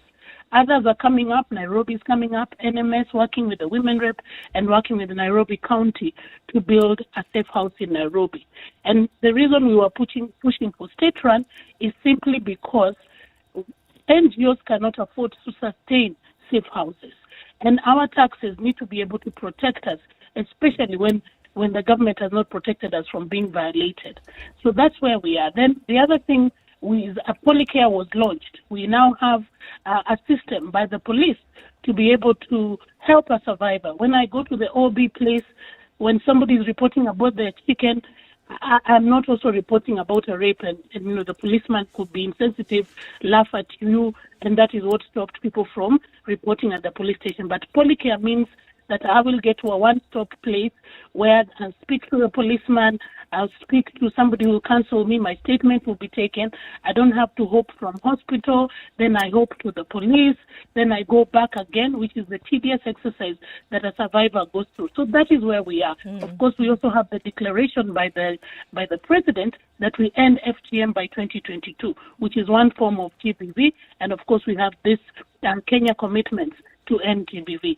That is where we are. Florence, let me ask you this question. I ask this from a position of ignorance. Yes. When we talk about gender-based violence, what's the threshold? At what point is it violence? At what point is it gender-based violence? The lower threshold, the higher threshold? We talk of violation. At what point is it a normal societal engagement? At what point is it violation? Where do you draw the line? Any violence, there is no threshold of this one is lower and this one is better than the other, this one is worse and this one is less serious. I'll tell you why I'm asking you the question, because you seem to be referring to physical violence, and I'm going beyond physical violence. You should have asked us to unpack what GBV is. So gender-based violence encompasses several things. We can start with sexual harassment. It's part of gender-based violence. And it is me using my gender or looking at someone and realizing they are vulnerable and therefore using my power to violate them. In an office scenario, we could say a boss, taking advantage of a junior and trying to violate them. So you can pack that as sexual harassment. When we could go to the home, if my uncle and I'm a child violate me, whether they touch me physically, unwanted touch, or they actually sexually violate me, that is also gender-based violence. When a boy is sodomized by the teacher or by senior, when you go to Form 1 and you're violent, that is also gender-based violence. When there is domestic violence, that is also gender-based violence. It doesn't matter who is doing what, who is the perpetrator. It could be a man, it could be a woman, but it's still under gender-based violence. When I'm in a matatu and somebody gropes me, that is gender-based violence. when I'm walking in the streets, and because it is dark, somebody thinks that I should not be walking in the dark, or somebody believes that whatever I'm wearing is not palatable, and therefore the punishment I get is being violated, whether it will be physical or sexual penetration or groping, unwanted groping and unwanted advancing. That is gender-based violence. If you go to France, when you catcall a woman, it is form of gender-based violence that it is in their law. So gender-based violence takes all forms and shapes, and what I think we try to focus on mostly is what Naomi will tell you falls under the Sexual Offences Act, which can be prosecuted. And which is, if you look at sexual harassment, it takes a lot to collect evidence, because the onus is usually on the victim to show that I was actually sexually harassed. So that, in a nutshell, is gender-based violence. And where does societal norms that eventually lead to societal pressure and then forms part of the habits and norms that people carry about themselves on a daily basis, where do they fit in? Well, when you look at when we are, let me use myself, when we are getting married, the patriarchal nature of society, while dowry was put in place for a man to appreciate the family of the girl before when they're getting married, some communities or some people have used the fact that I gave mahari to your family to make me their property. And property means I can do whatever I want with you. If I say I'll beat you today, I'll beat you. If I say you want to go to work, you want to go to work. If I decide I will hold your ID now that we're getting into an election, and therefore you will not vote, it goes ahead and happens. Again, if you look at FGM, when a girl is circumcised, which is also against the law, it is a precursor to child marriage, which is against the law as well. And so, while it is a culture for initiation, it is a conduit for GBV, because many girls end up getting married young, which is against the law. They end up not going to school, but yet we are trying to perpetuate culture. So some cultural, and our constitution, I think, Naomi, you can correct me if I'm wrong, is clear. Our laws are clear that if there is anything that goes, any culture or any tradition that goes against the law, then that culture is not allowed in this country. And so every time we use culture as a conduit to violate others, then we are also going against the law. So that's the place of culture, if I can use it. Some of the cultures that perpetuate gender-based violence. Are you happy with that, Siti? No, actually, I wasn't seeking happiness in asking my question. The purpose of my asking the question and why I seemed to have this pause for a moment, because I was pausing, because I was looking at how it is habits are formed and what is behind the habits that are formed, which eventually lead to the things that we're saying. When you, for instance, normalize a way in which men treat women, you normalize it. You don't see it as violence. You see it as normal, and yet it is violence, it is a violation, and you are actually causing harm. If you look at what people call hazing or harassment in schools, or the culture where you pick on others, it is considered to be a rites of passage of sorts. But unfortunately, these things grow and become habits, and people grow up with them, and that becomes their norm. Well, then going off of that, then, yes. Naomi, I think Florence has referred to you a couple of times. And some of these things which have then been extremely normalized in the way, I mean, looking at something like catcalling in the streets of Paris, which is against the law.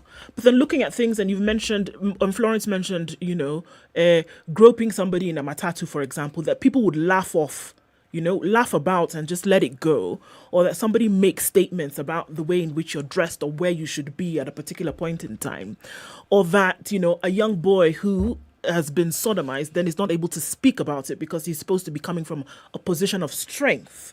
Now, if we're looking at the status of GBV and asking where we are in the country, it seems that it looks like a very bad place that we are at, because of this thing that CT has mentioned, that it has been normalized, these actions, and that we don't see it as anything untoward, that we laugh it off.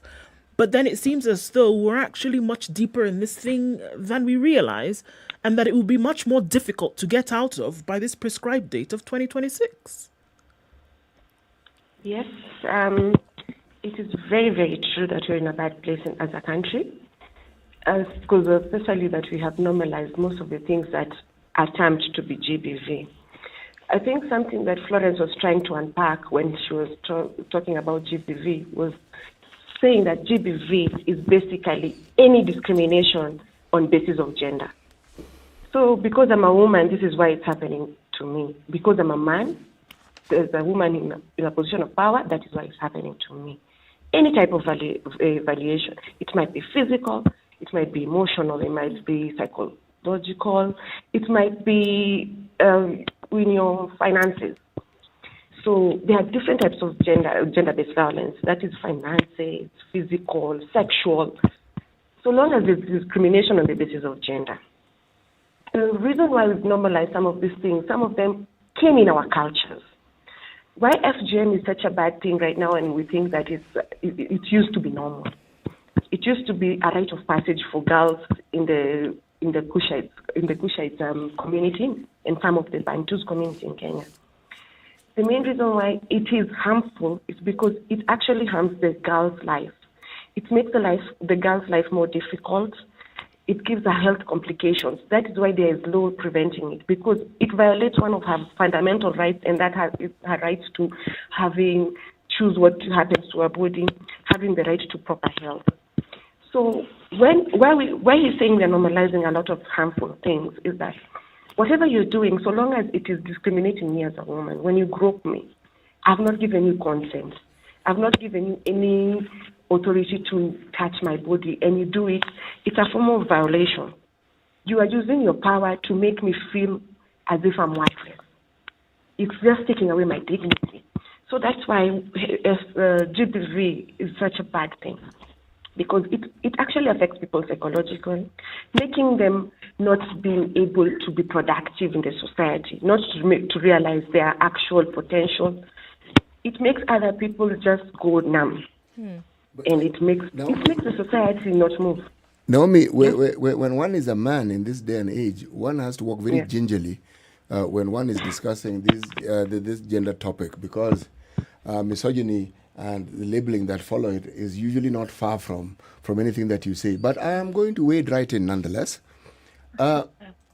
If you look at the manner in which many African societies were male-dominated, it makes perfect sense that an equal force in trying to balance it and give women a higher position and a balanced position was needed. Affirmative action was needed. However, the balance sometimes is not seen to be there for two reasons. One, people do not like losing positions of advantage, okay? No matter how harmful it is to someone else. But on the other hand, how else do you get to a point where now the victim gets empowered and the person who had been empowered now becomes the victim? And so you have a situation where, because focus was supposed to create a balance, it has tipped.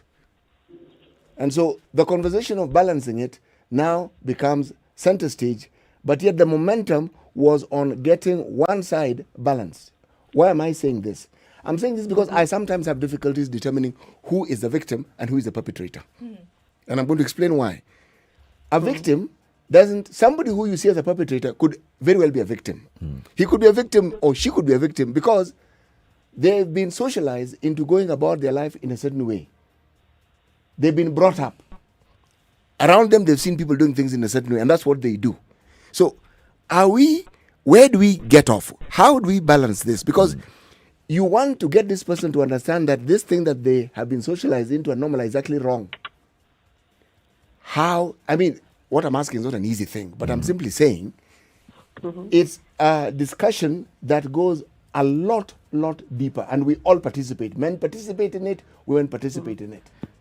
How to balance it. How to balance it. Let's take a break and then come back and delve into that conversation. And all of you just think about it. How then do we balance it? So we don't move from victim to empowered and then empowered to victim, but we have people, both genders, basically balanced. 7:30, Kenya's biggest conversation. It continues. We're having a conversation this morning on Generation Equality's mission to end gender-based violence. With us in the studio is Yasmin Mohammed, founder and director of Superb CBO. Joining us via video link is Naomi Kilima. She's a legal officer, Crew Kenya, and the Florence Machio is regional technical advisor, Population Action International. 24/7 around the world, non-stop. This is Spice.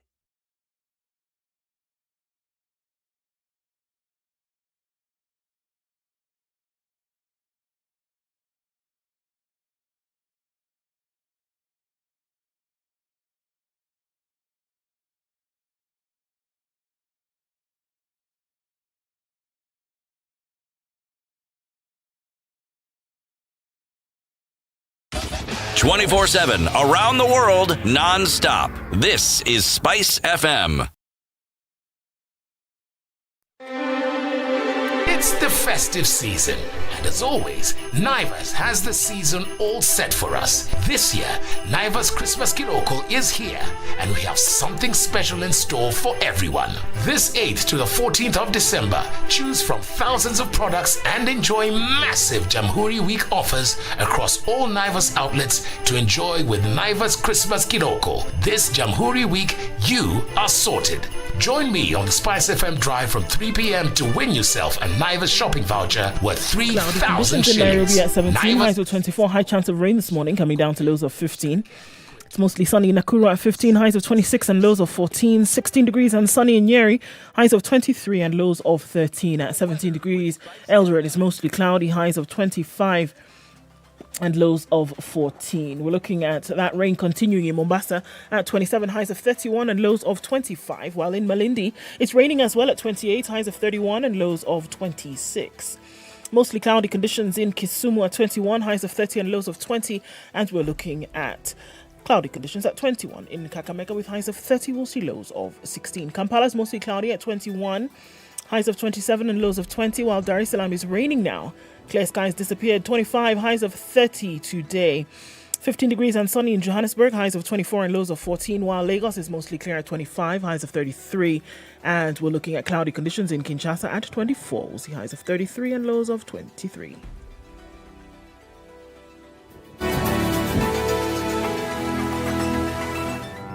Forgiveness is always conditional. Even before God, there's nothing like unconditional forgiveness. Government doesn't pay you pension until you retire. In fact, they have no money for you. The day you retire, they look for it. This country is punishing many young people. These young people are more susceptible to be deceived, to be taken advantage of, and they're more susceptible to be bought off. Let us also talk about where we want our country to go. You know, we are a population of very young people. We're in a state of capture. The judiciary is under duress. Parliament is in the pocket of the executive. You don't sit and wait for the regime to topple itself. It will never do so. By the way, let me tell you, these guys are so persuasive. I'm telling you, they can persuade you to sell your grandmother. I'm telling you, they can sell sand in the desert. City, has anybody on this program said to you as a guest, saying, "Oh, shut up, we don't want to be told what to do"? Has you ever that kind of... Has anybody been I will not listen. A bit of advice? Because you're working on the premise that we should all pay heed to these proverbs. It's a very suspect notion. This is the Situation Room, the only way to start your day. Langata Road feeding off onto Raila Odinga Way. Langata Road feeding off onto Huru Highway today. It looks pretty messy, guys. The Huru Highway, and we're looking at everywhere there's a roundabout. At Nyayo Stadium, at the Bunyala Road roundabout, and then going towards the Haile Selassie roundabout, and then further on at the University roundabout, out through Westlands, and we're looking at a jam-packed situation there at a few minutes after 7:30. On Jogo Road is very tight as you get to the City Stadium roundabout, and we're looking at Lunga Lunga Road also, spilling over to the Lekoni interchange and then onto the Southern Bypass, where we do have a spot of traffic there as well. If you look onto Mombasa Road further ahead, all the way from Sabaki, it's moving very slowly, and you're going to get a bit of a tight spot around Imara Daima. in and outbound, it's actually quite jam-packed this morning. North Airport Road going onto the Eastern Bypass, some traffic there as well. Lots of traffic around the city today. You're going to have to be careful whichever way you're going because parts of the roads are slippery, so please be careful. Tell us what's happening in your neck of the woods. Text us on 40127. Tweet SpiceFM KE.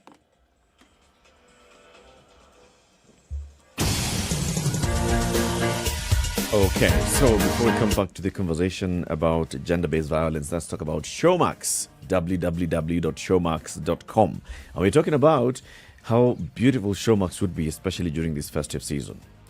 One, you can choose up to 5 devices to register your Showmax account on, and then you can watch on 2 devices at the same time. So imagine, one is on phone A, the other one is on phone B, or one is on phone, the other one is on iPad, one is on phone, the other one is on TV, one is on TV 1, the other one is on TV 2, whatever. This is the joy and beauty of having Showmax. It's all online, and you get all this. If you subscribe now, you get extra 1 month free. City, as we were talking about going into the holiday season, first, subscribe now, get January free. Mm-hmm.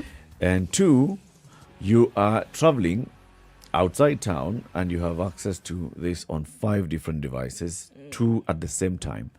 The beauty of that. Remember there's this mention of you download, which in my mind is you keep it in storage. Yes. Then you can go and watch it later. Offline. That sounds like so that's it. Yes. So you are carrying the tots and you're going to Shags. Download their favorite shows, their kids programming, and then give each one of them their device. Or let them share one device. Or let them share a device and tell Good them, luck with that. you watch. When we get there, we will get there. For now, just watch. Don't ask me. Those 30-second questions. Have we arrived? There? Yes. Have we arrived? Where are we now? Yes. Keep them busy. That's Showmax a beauty. will answer your questions for you. Yes. www.showmax.com.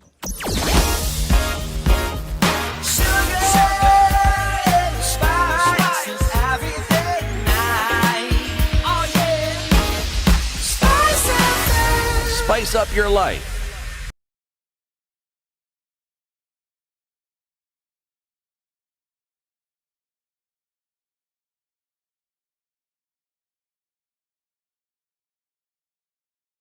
You know, when you see someone being jailed, a governor or 2 or someone who stole, then people will fear. Because our problem is not the borrowing, it's the stealing. We've become actually a nation of thieves. The only thing we lack is an opportunity to steal. The guys who quote the Bible and say, I'm a Christian and all that, and you know they're thieves. Return what you have stolen 4 times. If you know that you have property or anything that you have stolen, just return and say, my God does not allow me to hold stolen things. We are also a reflection of you because you elect us. You know, we don't get into our office by ourselves. We are a reflection of the people who elect us. We don't want to go to the streets. We have a constitution that enables us, assert our will. When the legislature are now being taken as hostage by the executive for whatever reason, we are now bound by what they want us to do. This is just outside the realms of reality. We have impunity written into the DNA of our political class. How old were you when you learned that Jeshi Lokop is Jeshi Lawokop? I can't say it very well. And everyone knows. 21 minutes to 8, the conversation continues. This is The Situation Room on SpiceFM. Also live streaming the show online, SpiceFM KE, YouTube, Facebook and Twitter. CT Muga, Eric Latiff, Ndu Okoh with you every weekday morning, 6 a.m. to 10 a.m. The conversation this hour is Generation Equality's mission to end gender-based violence. And joining us for this conversation, Florence Machio, Regional Technical Advisor, Population Action International, and Naomi Kilima, who's a legal officer at the Center for Rights Education and Awareness, CREW Kenya. Joining us in the studio, Yasmin Mohammed, founder and director of what she called a feminist CBO called Superb CBO. So you are working the ground, Yasmin. Yes. Just the conversation that CT was raising earlier. How do we balance the gender issues such that we're not focusing a lot on one side and then the other one ends up being a victim, or even the definition of victim, like he said. Some are victim by circumstance, because you are socialized this way, you are brought up this way, you're told this is the role of a man, this is the role of a woman, and so you take it up. you're brought up this way. How do you have these conversations in your community as a superb CBO? Okay, thank you very much. And I'd like to address the issue of cultural norms first. And these are things that are socially constructed. And some of them are very retrogressive, just as Naomi and Florence have just shared. And us as an organization, what we do is to ensure that we challenge the narrative as well as look for alternatives. Because again, if we are having the harmful practices that are really health hazardous to our women and girls, it means that they'll not live to realize their full potential. So at grassroots level, what we do is to challenge the narratives and talking about victimization and perpetrators, what we do is we usually have a mentorship session whereby we empower women and girls, and we don't leave men and boys aside.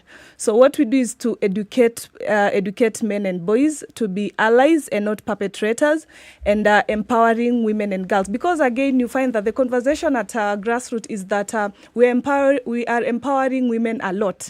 And that's not true, because we are living in a society where women are being killed every day.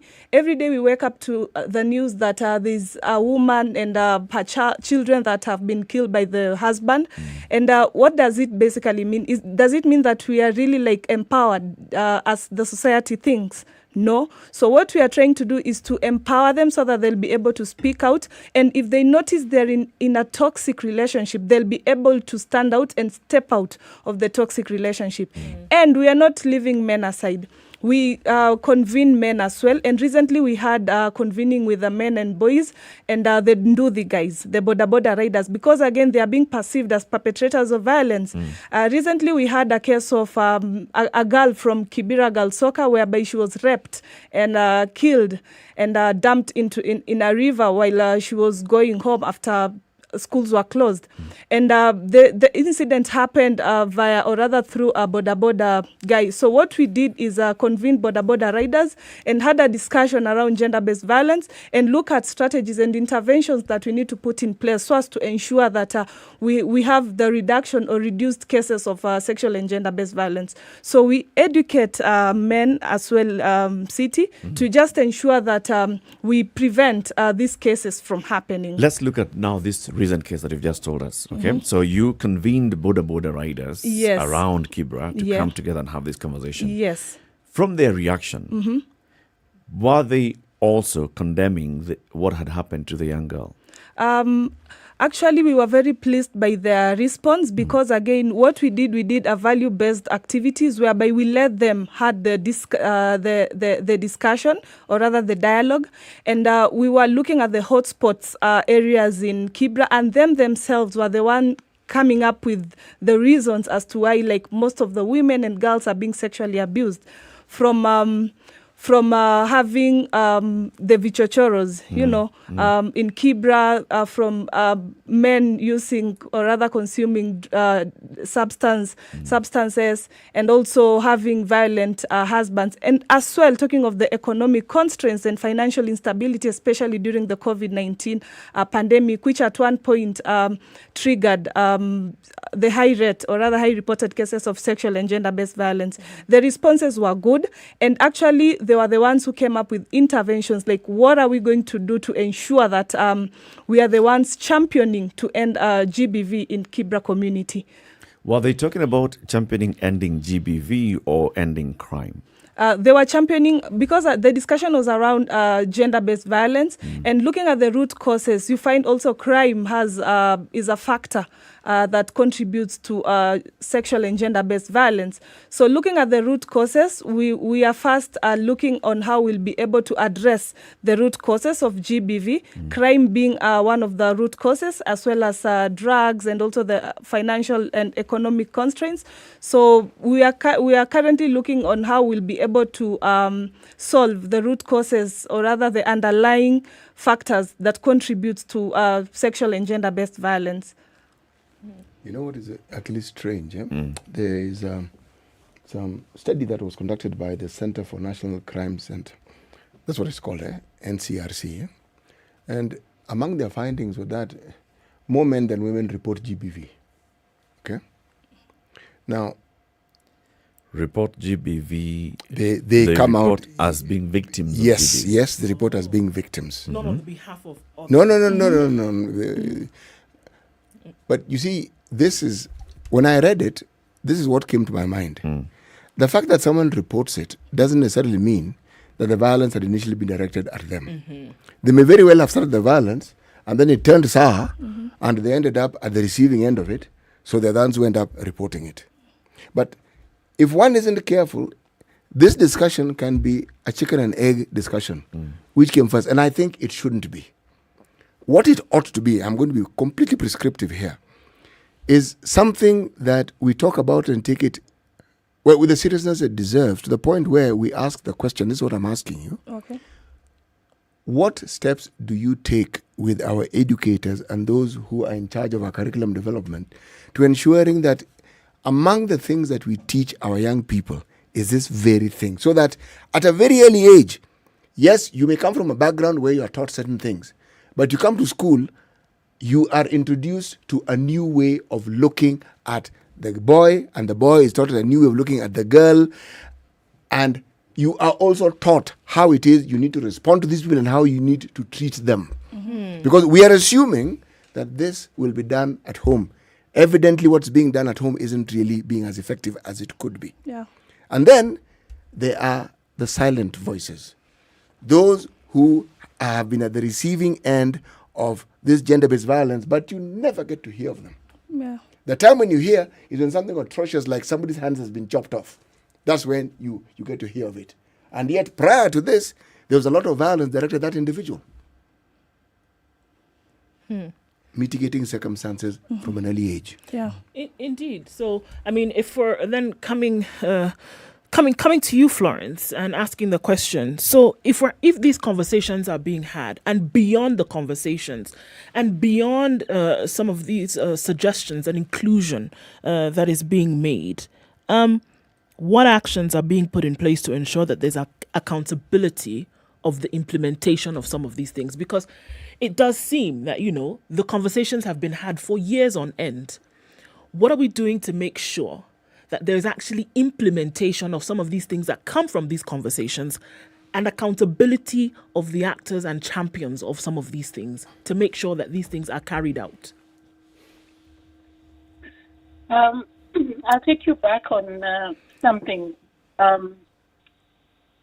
If I just take on from what your co-host was talking about, what are you teaching boys and girls? What are we putting in place to re-educate? Because society has educated us in a certain way, but given the scenario, we need to re-educate ourselves. Florence, the co-host is called CT Muga. All right, Muga.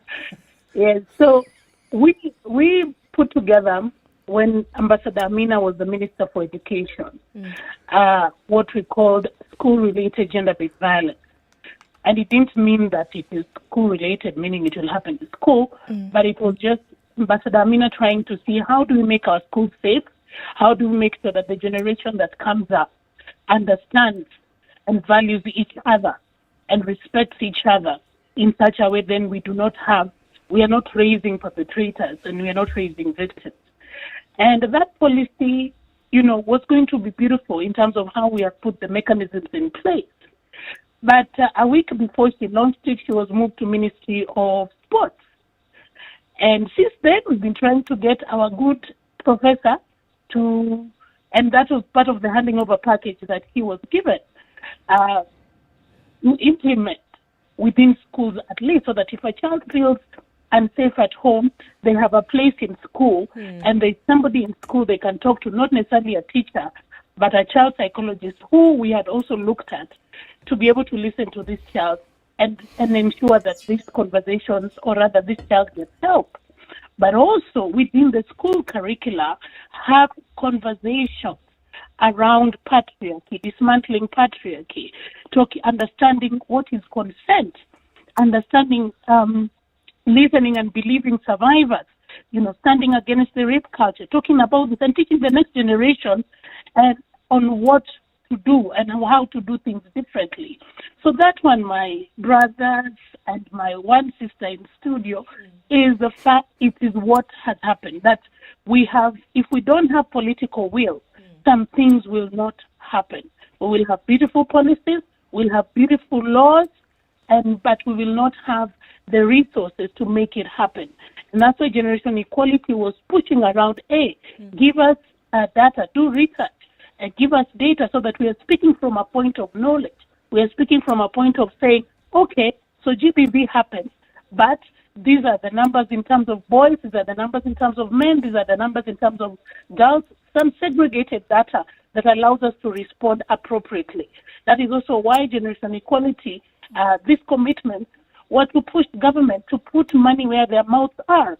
Don't have a law, and then you don't have money to make it happen. You don't have police that are trained to ensure that, they are able to investigate. You don't have a forensic lab that ensures we are able to collect forensics and pin down perpetrators.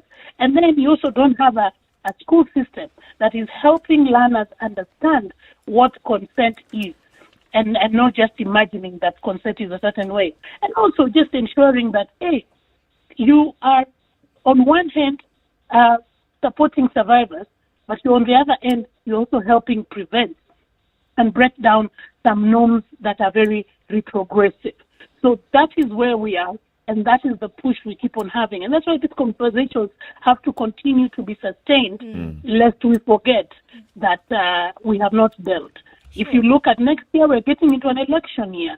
And the Waki report, Chapter 6, talks about sexual violence used as a tool to intimidate women, not to vote, but also to intimidate women from the opposite camp or from the other camp. And yet, we are having an election. We have this knowledge, and we're not putting in place structures to ensure that we prevent this kind of violations to happen. So, for me, it is our government putting their money where their mouth is and not paying lip service, because we can only do so much as NGOs. The rest is up to the government to do what it needs to do. Do you think, Florence, that there is a gap between, we can say that there is political will, because the president has spoken very many times about gender-based violence and committed to ending gender-based violence. So from the very top, there is that will. But does that will cascade down to government programs, government budgets? No. I mean, for me, if you look at, we have a devolved system of government.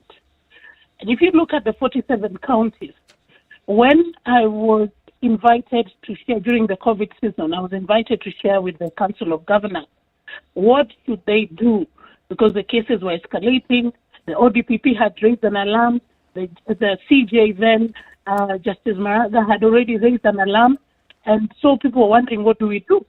And when I shared the few points, learning from other countries of what we can do as an immediate thing, the only person who took it as important was one governor out of 47. One. So again, yes, you have political will at the top, but it also has to cascade at the county level. Remember, the county is the one now giving services, certain services to the community. You have the county commissioners. You have the county police commanders. If they don't believe, and I've had instances where I've had to call a county commandant for a case to be moved from that police station to where it's supposed to go. And so we still have a re-education of our police forces. We still have a re-education of our healthcare service providers. We still have a re-education of communities to see that this is a problem, and therefore we need to report, and hatuwezi kumalizia nyumbani where a goat will be exchanged because this is an uncle involved. So there's a lot of re-education in all our agencies to take this as a matter of priority, and therefore once that is done, then finances go in the right place, and the research will show us the same. Naomi, where would you say that the citizens have a role to play in all of this? Citizens of the country, we're talking about government, we're talking about agencies that have a responsibility. What about the responsibility of citizens? The first thing I want to state is that I love the way City Munga has been provoking our imagination, because most of the time we think that GBV only affects women, but it also affects men. So our society, both men and women, need to ensure that we actually play our part, and if that is, we need to be reporting, And we need to be assisting the people who are actually survivors of gender-based violence. Because one thing, our society is very good at blaming. We blame survivors, we blame victims for anything that happens to them. So, for example, if I am a victim of SGPV, people will start saying she was wearing a short skirt, she was not decently, she's not a woman who goes home at 8 a.m., she's always outside at night. So people are always bringing blames. And Generation Equality is aware of this situation. That is why in the commitment in which Kenya is committing, we are really focusing on prevention and response. Prevention and response means that we need to educate ourselves to unlearn those practices that we have normalized. We need to have awareness so that we can add what the law says, what is consent, what is allowed, what is not allowed. Because when everyone is reading from the same script, we'll be able to prevent and we'll be able to actually reduce SGPV or even GBV in our community. So as Florence has been stating, we need to really, the research part needs to be done so that we can be able to know, are the laws that we have effective? Are they comprehensive? Are we able to protect each and every person in the community without discrimination? So basically, we need to, as a society, we need to stop victimizing victims. We need to be more sensitive. The media has a big role to play because the media is where people actually see Kio cha Jamii. That's where we know everything about what's happening. So they have a big role to play in educating the people about GBV and what the component of GBV are. So basically, as a community, we need to be aware of what GBV is and how to prevent it. So we need to actually, the government needs now to play its part in educating us about GBV, what needs to be prevented, and the laws that are there that protect victims of GBV. And they should not just stop at there. They should also now start empowering victims. In the Generation Equality commitment, there's a commitment in which they are stating that there's going to be a survivor fund. The government needs to put their money where their promises are, because the commitments have been there, but we have not seen any budget towards that. So basically, we're just seeing a lot of talk and no action. So that's what I think this community needs to do. We just need to play our part. Very well put there. Thank you very much, Naomi, for the contribution. I want to thank you very much, ladies, for joining us today for this conversation. Generation Equality campaign is one that needs to be supported, and we welcome you to come back and let's have a continuing conversation on this. Like you said, once we open the conversations, we should not stop. And then we should now see how to follow the conversations up with action. Naomi Kilima is a legal officer at the Center for Rights, Education and Awareness, CREW, Kenya. Florence Machio is a regional technical advisor at Population Action International. And joining us in the studio was Yasmin Mohammed, founder and director for Superb CBO. What's Superb again in full? Superb is a feminist women's rights organization where we work towards creating a safe space for women and girls living in underserved communities to be persistent, empowered, resilient, and bold. Okay. To be persistent, empowered, resilient, and bold. Yes. Thank you very much for the boldness. Asanteni sana, ladies, for joining us. This is Kenya's biggest conversation. Keep it right here. We continue the conversations in the next hour. We talk about training of judicial officers and what training would do to the access of justice to all in the country. Joining us for that conversation is Supreme Court Judge Dr. Smokin Wanjala, who's also the chair, the director of the Judicial Training Institute. Good morning.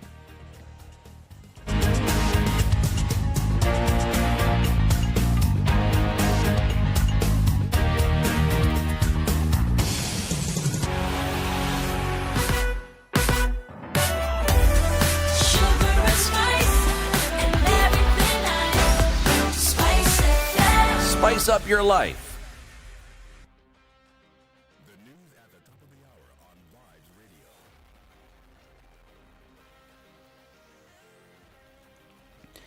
This is Newswire. I'm Dennis Aceto. Politicians participate The latest news from around the world. 94.4 SpiceFM. And will be barred from running for office during next year's polls. This is according to Independent Election Boundaries Commission Chairperson Wafula Chebukati, who maintains that the deadline for holding such fundraisers will lapse after the aforementioned date. The Elections Act 2011 prohibits any political aspirant from participating in a fundraiser 8 months before a general election. Chebukati had earlier said that the Commission would work with security agencies, including the Office of the Directorate of Public Prosecutions, to ensure those politicians found breaking the law are brought into book.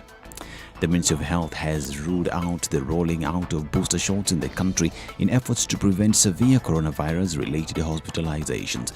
Health Chief Administrative Secretary Rashid Aman has said Kenya is yet to approve the use of the shots, as he stressed that no one is entitled to get the shot in the country. He pointed out that the government is currently keen on utilizing the already available vaccines to inoculate unvaccinated Kenyans before considering the use of the booster shots.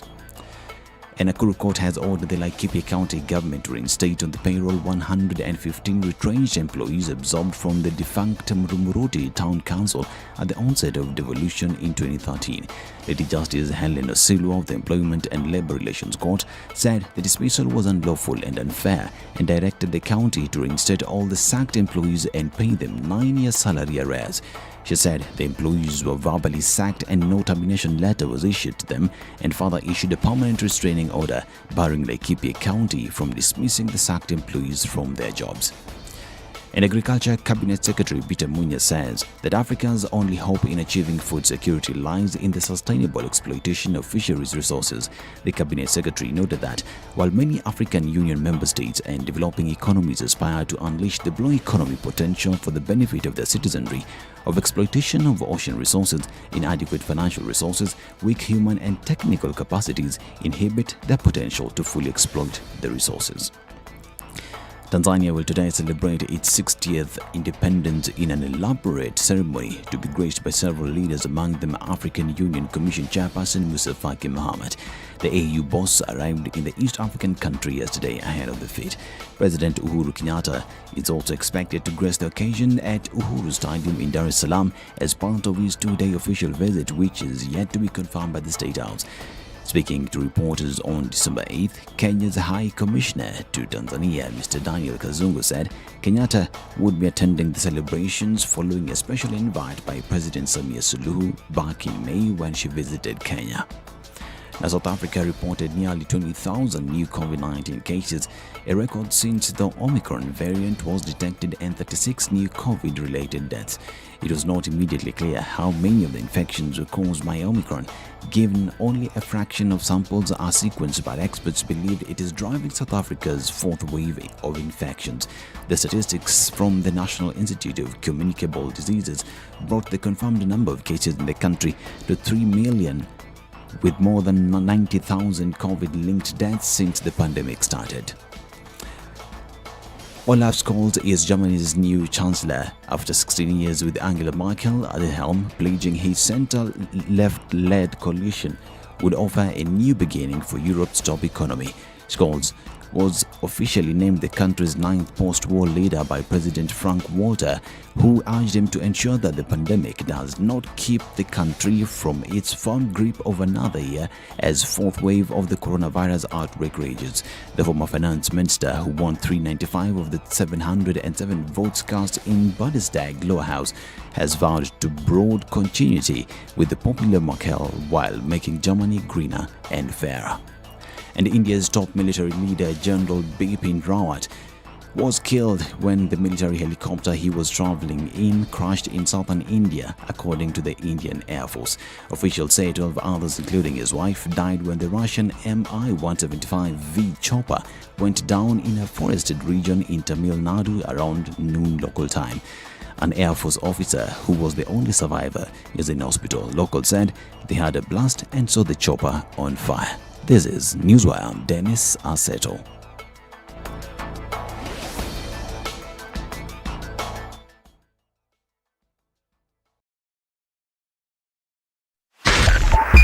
.5 Spice FM, Kisumu. All right, Jogoro is still looking quite packed as you're getting into the city this morning. Getting to the City Stadium roundabout. Going to take some time to get out of this one. And we're looking at that whole Eastern Block, quite issue this morning. Lunga Lunga getting out towards Likoni on the interchange of Mombasa Road as you then get out towards the Southern Bypass. A bit of a hold up there. Langata Road still continues going towards Raila Odinga Way. That also jam-packed, bumper to bumper situation all the way to the City Mortuary roundabout. Continues at Kamkunji as well, getting into the CBD. Uhuru Highway started off as a mess and it still continues as just such right now. Coming off Thika Superhighway, going on to several parts. Juja Road, Moranga Road, connecting with Wangari Maathai Road, Limuru Road this morning. That all continues in really major traffic form today. Let's see what happens in a short while, but everywhere you look seems to be traffic. Take it easy, of course. Tell us where you find a good route and we'll share. SpiceFM KE on Twitter, text 40127. Let's try as much as possible to keep things moving.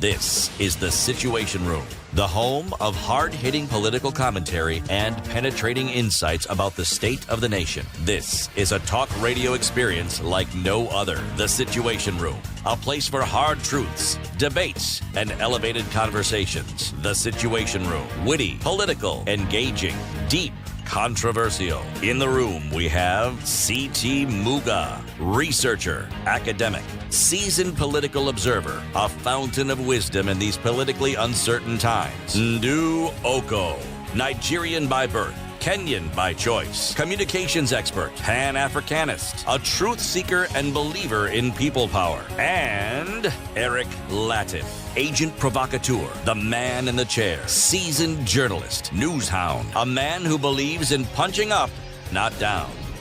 This is The Situation Room, the only way Very to start good morning your day. to you. 7 minutes after 8 on the 9th day of December 2021. Happy Independence Day to our friends from Tanzania. They are celebrating it today. And of course, because they are our neighbors and brothers and sisters, we join them in celebration. So this morning, our social media team is asking you, how do you say good morning in your language? And I see Obed Saka Okendo says, Bwakire buya. Why do I get the impression that you're speaking a distinct language that comes from the western part of the country? A place called Nyanza, a place called Kisii. Am I close? Yeah, I think so too. I'm not sure, but I think so. We're going to have to ask our guest how he says good morning in his native tongue, so to speak. Galana says, Lamukadze. Ah, that much I know. Which one is that? Umemkaji. Yes. And that is which language? That is the Kigiriama or the Kidigo or Kidruma. They are very similar. Actually, what am I saying? The Mijikenda more or less say good morning in the same way. Yes. So Galana says he comes from Giriama. Yes. So that's his Lamukadze. Yes. Umemkaji. How do you say good morning in your language? Ndu. Sorry? How do you say good morning? Kedu. That's it. Yes. Why do you people specialize in summer? Kedu, how does Kedu mean to say good morning? Okay, that's a short form. Kedu Kodi. So now you're asking, it's not about the time of the day, but regardless of what time you're asking, how are you? How are things? Is it? It's the African greeting, which is never really hello. And it's not subjected by time. It's about the state of your being. As how are you and all that you represent? Okay.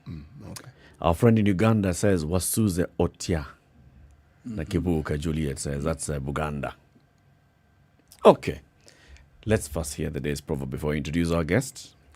Mchovya asali, hachovi maramoja. Mchovya asali, hachovi maramoja. Hapana. Kwa Kizungu? When one dips their finger into either, now this is my addition to it, either the honeycomb or the honey pot, they do not dip the finger only once. They find the sweetness and they continue. Yes. there's a repeat action that is likely to follow. Right. Yes.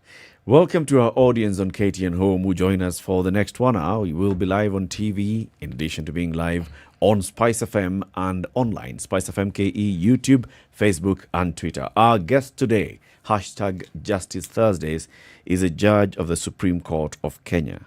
The Honorable Justice Dr. Smokin Wanjala. He's in the studio. Good morning, Judge. Good morning. Karibu sana to the Asante. Situation Room. Asante. We call this the hot seat. It's raised like the bar.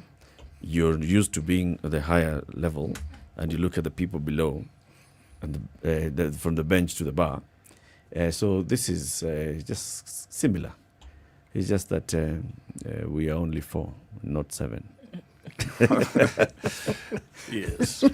Welcome to Kenya's biggest conversation, Judge. Thank you. Thank you. You're also the director, and recently took up this position, director of the Kenya Judiciary Academy. Correct. So what's that? The Kenya Judiciary Academy. Yes. Well, the Kenya Judiciary Academy is now what we can call the successor to the Judiciary Training Institute. The Judiciary Training Institute, therefore I must talk about the Judiciary Training Institute.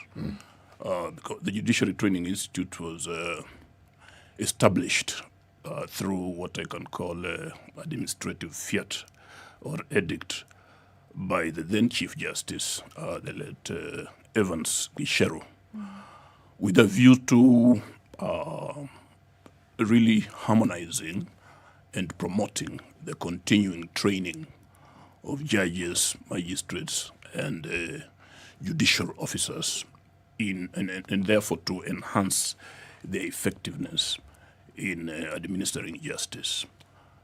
Therefore, it's a learning institution for judges.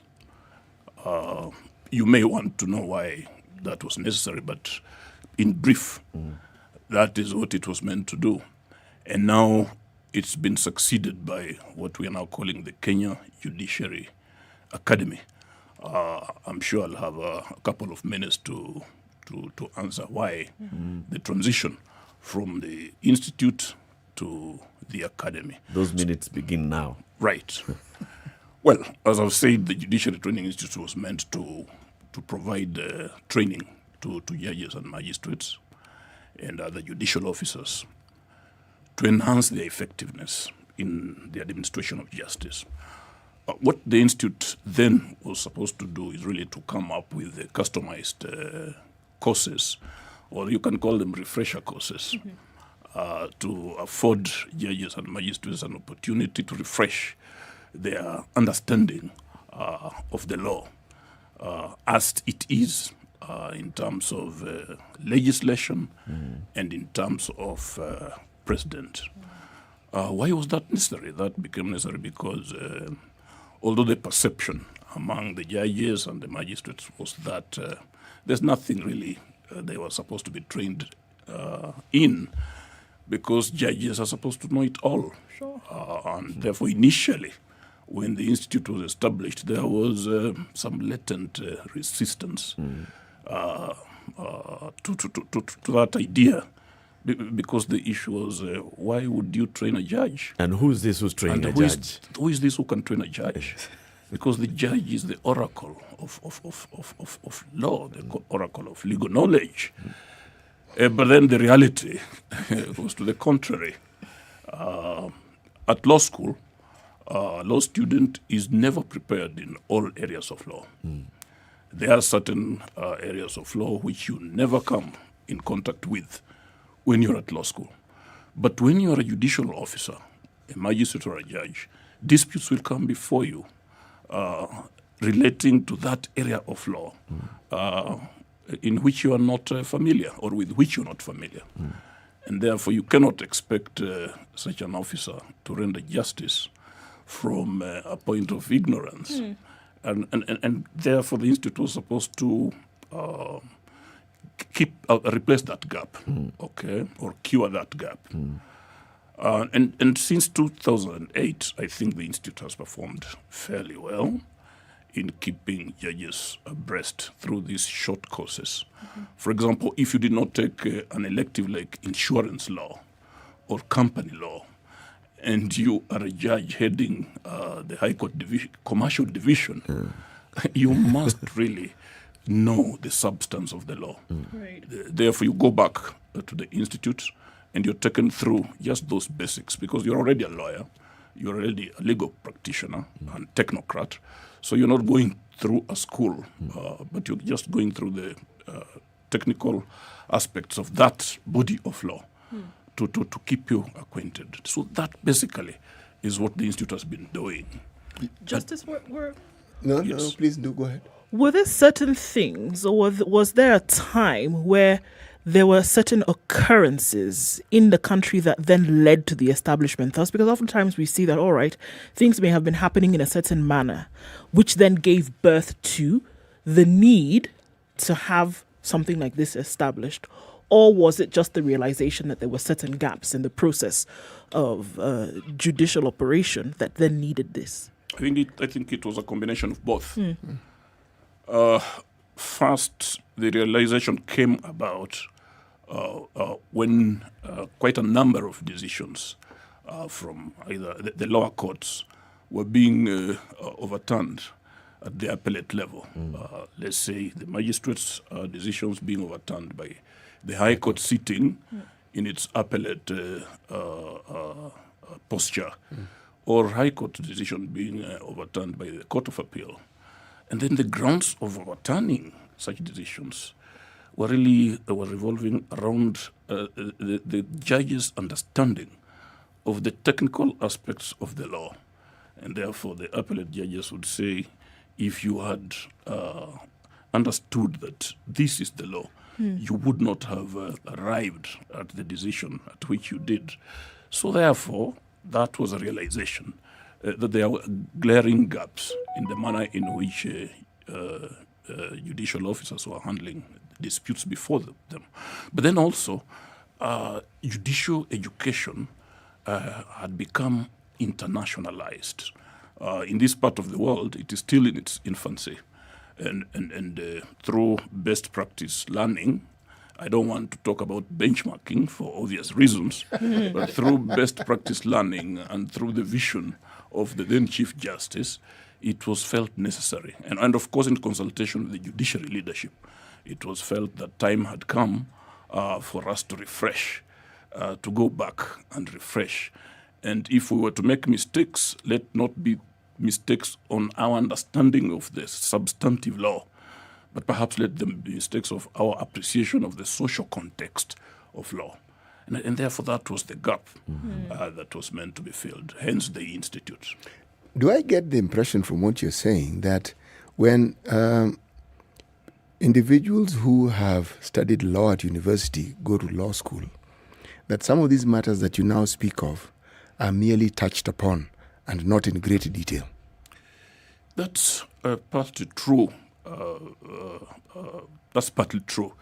When you go from the university, when you go to the Kenya School of Law, what you're now being taken through there is the process of law, how law interacts with humanity, okay? But at the university, you're being taken through the substance of the law. And then what do I mean by the process of law? Is if you are to take a plea, for example, from an accused person, what are the procedures? How do you go about it? How do you go entering a plea? This is just an example. So the Kenya School of Law really concentrates on now transforming you from a repository of legal knowledge to the process of law, how you are going to apply it. It may very well be that because of certain requirements, you did not take certain compulsory components of the law from the university that you graduated, okay? And therefore, you're required now to also take that substance, to be taken through that substance of the law. If you did not take a course in land law or the law of property in land from whichever university, you cannot practice in Kenya unless you are taken through that substance for obvious reasons again. And therefore, that's why I say it's partly true. So, but what you learn in substance at the Kenya School of Law you do it not in an environment of a university. In an environment of a university, you think deeper, you critique, you engage in discourse. But at the Kenya School of Law, you are actually just being fed, the substance. And therefore, one is bound to have certain limitations, even as a judge, in terms of their comprehension of the substance of the law. This leads me to this question. If that then is the case, and I look at what it is, for instance, the lower courts deal with, what the High Court deals with, courts of appeal, and then now to the office that you are currently constituted in, should they or does they exist, or the institute that you now head, does it then consider that at every stage, perhaps this refresher course you speak of ought to be introduced so that even as things move higher, laws change, because they do change. Yes. All these things are taken into account so that as these matters are taken up, as is the rights of every citizen, they are guaranteed that they will get the full benefits of it from people who have been adequately prepared. Yes, and that's now the essence of continuing judicial education. That is the essence. The days when a judge was a know-all are no longer tenable. Such a situation is no longer tenable. And therefore, there's that need for continuing education for judges. That just as there is now continuing education for professionals in the entire legal profession. Lawyers, for example, have mandatory continuing legal education, which will determine whether their practicing licenses, for example, are renewed or not. Law is dynamic. It keeps changing. It keeps growing. And therefore, we must change with it. That is exactly the essence of the Judiciary Training Institute. When it comes to the academy, is there anything that's going to be different then between the academy and the institute? Oh, yes. So far, we have talked about the institute simply equipping or refreshing judges and magistrates in areas of law. Just law as it is, law as it exists in terms of legislation and judicial precedent, okay? That is the essence of the institute. But increasingly, things are changing. They're changing in that judges are now being faced with disputes for which there is no law, or for which there is inadequate law, or for which there is no existing judicial precedent. The challenges of the 21st century are throwing to the judiciary problems for which they may not have been prepared, even at university. And yet, when a disputant approaches a court, they want a solution. They want a resolution of their disputes. They want justice. But then they will not stand and say, the judges or the Supreme Court, was never prepared for this, so we must understand when they make mistakes. Not at all. All right, let's just... it's all right. Sorry about that. No, don't worry. Oh, no. It happens to the best of us. we do it all the time. All the time. The examples as you keep giving, I've just thought of one. Yes. Challenges of the 21st century. Yes. Where, for example, we acknowledge that there's going to be a whistleblower. Right. But then a whistleblower will use a secret recording device to gather the information and evidence against you. Yes. Thank you. In fact, I was heading that way. What type of challenges, what type of disputes are coming before the courts at this age in time? There are challenges to do with, for example, technology, electronic evidence, for example. Let me pick it from there. How do you, as an offended citizen who has been defamed through social media, how do you go vindicating your reputation before a court when the evidence you seek to rely on is inadmissible in terms of the existing law? So you can see that there is a gap there. How should the court respond? Because the person who has generated that form of defamation has done it electronically. And he or she may very well have generated its disappearance, meaning that you cannot even present it before a court of law. We have issues dealing with terrorism. How do you treat a suspect on a terrorism charge? Do you treat that suspect as if you would treat any other suspect, perhaps suspected of stealing an egg or a chicken or a goat? Do you treat them at the same level? You remember there was, for example, a case that really occupied the Supreme Court, the digital migration case. Yep. And I think when I say that, it touches you. Here was a case where the court was being treated to submissions that had no foundation in existing law, meaning that we had to go beyond legal phenomena to understand what was before us. It was no longer a question of disputes about frequencies and licensing. It came about a question of spectrum. There are many, many examples one can give. And therefore, the Institute is not prepared to train judges in such challenges. Hence, the Academy, which is transiting the Institute into something much more than a refresher course institution, into an institution akin to the university, but not a university for obvious reasons. An institution that now provides a forum for critical, not just for learning the substance of the law, but critical judicial thinking about emerging challenges, emerging areas of the law. That is the Academy. The Academy, therefore, is something that goes beyond refreshing the minds of judicial officers. It locates judges and magistrates in the middle of the action, in the middle of the action. How prepared are we? Yes. Doesn't that mean then that it has to be then robust in the manner in which it operates? Because what you would be presented with today is not necessarily what then you would need a refresher or training on tomorrow. Because here we are in 2021 and a case would have come up and you've not seen anything like that before, for which you would need some kind of training. So it just means that there's an ever-changing refreshing that needs to happen, and you can't have like a set course, for example, like you would in a university. Right.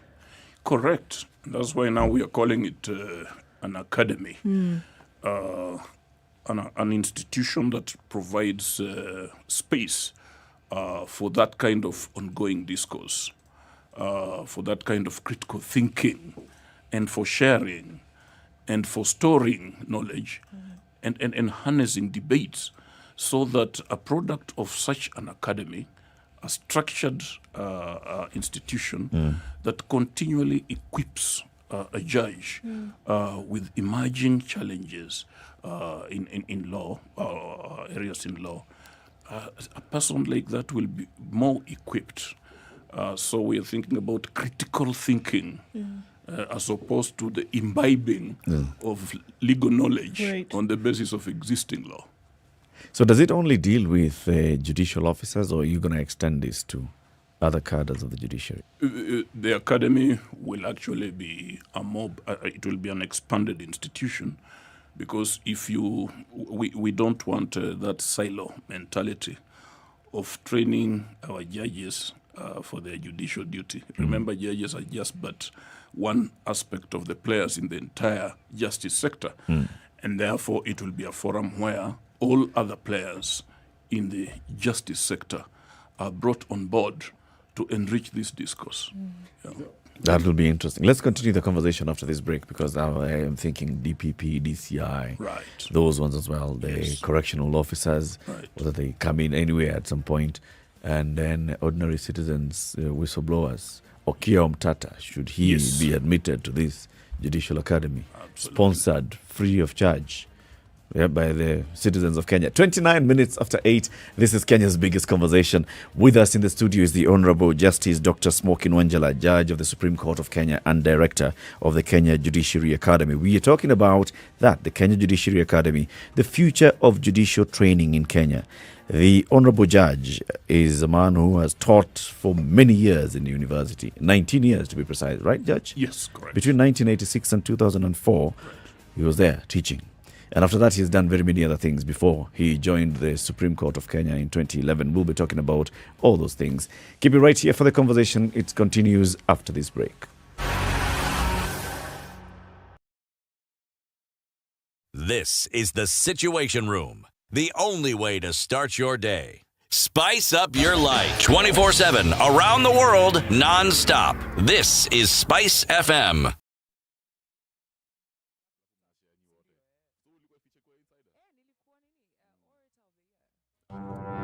I hope you don't believe that a hustler is a poor person. Hustler is a person who is making his a living through hard work. The group of leaders we are having now, Kenyans, listen, the chemical composition is the same.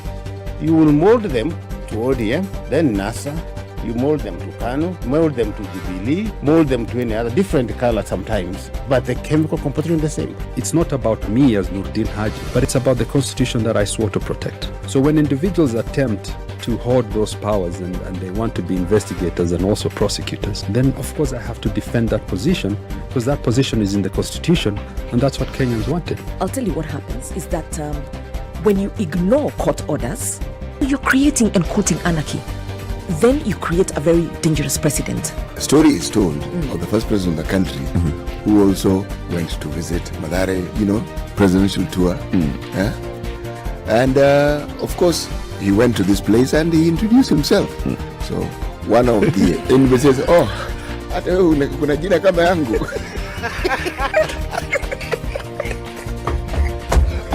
The Situation Room, Kenya's biggest conversation. The weather with Spice FM. Mostly cloudy conditions in Nairobi at 18, highs of 24 and lows of 15. It's mostly sunny at 17 in Nakuru City, highs of 26 and lows of 15. 14 will be the low in Nyeri, where it's sunny at 17. We'll go to highs of 23.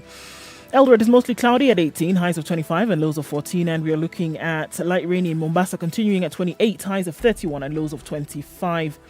Malindi is also raining at 28. We'll see highs of 31 and lows of 26. While in Kisumu, it's mostly cloudy at 23. It'll go to highs of 30 and lows of 20.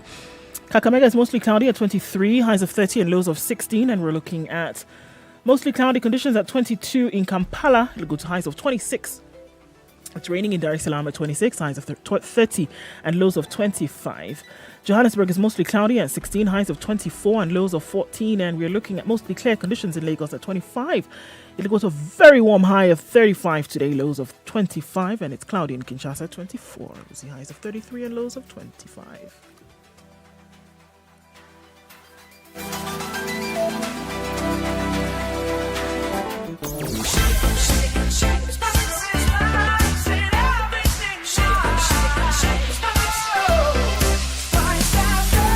Spice up your life. We are still in traffic hour and we see quite a lot of it on Mombasa Road in and outbound, especially again around Imaradaima. So there are those spots along the highway that we need to watch out for. Maradima being one of them, right at the turn off at General Motors, and then towards Huru Highway, then out towards the roundabout at Haile Selassie, and then further on towards the University roundabout. Those pockets, you'll see lots of traffic, at least until the 15th is what we are told. We're going to have to look out probably beyond that. Langata Road continues to be a bit of a mess, as is Raila Odinga Way this morning. Ngong Road, very slow, bumper-to-bumper traffic in most parts. And coming out of Westlands, don't forget, you can use the Red Hill Link Road. That is a better option for now. That whole Parklands, Westlands, coming into the city area is a mess. The thicker superhighway continues. From Survey, we have traffic all the way through to Pangani and out towards Moranga Road. Also continues on Kiambu Road. Traffic hour should be over soon, but for now, sit tight. Let us know what you see on SpiceFM KE on Twitter. Text 40127.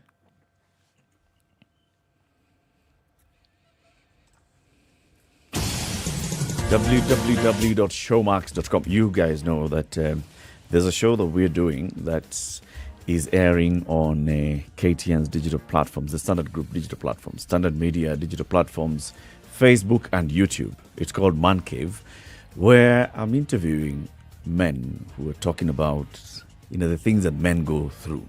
Okay, and we post it every Thursday. So today, the new episode comes up, and we're interviewing Philip Karanja, who's a TV producer and director, a very brilliant young man. He's among the guys who have very many shows on Showmax as a producer, as a director. So Philip is one of those gifted people. If you go to Showmax, you'll find many of his series there and many of his shows. Showmax gives you a lot of series, a lot of Kenyan content, international content, movies, sports, children's programming, all that. If you want to subscribe, just log on to www.showmax.com, 25 to 9.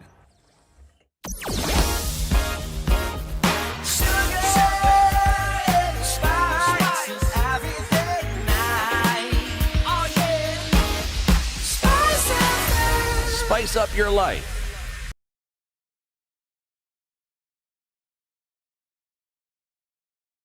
Mature, intelligent talk every morning. Spice up yourself.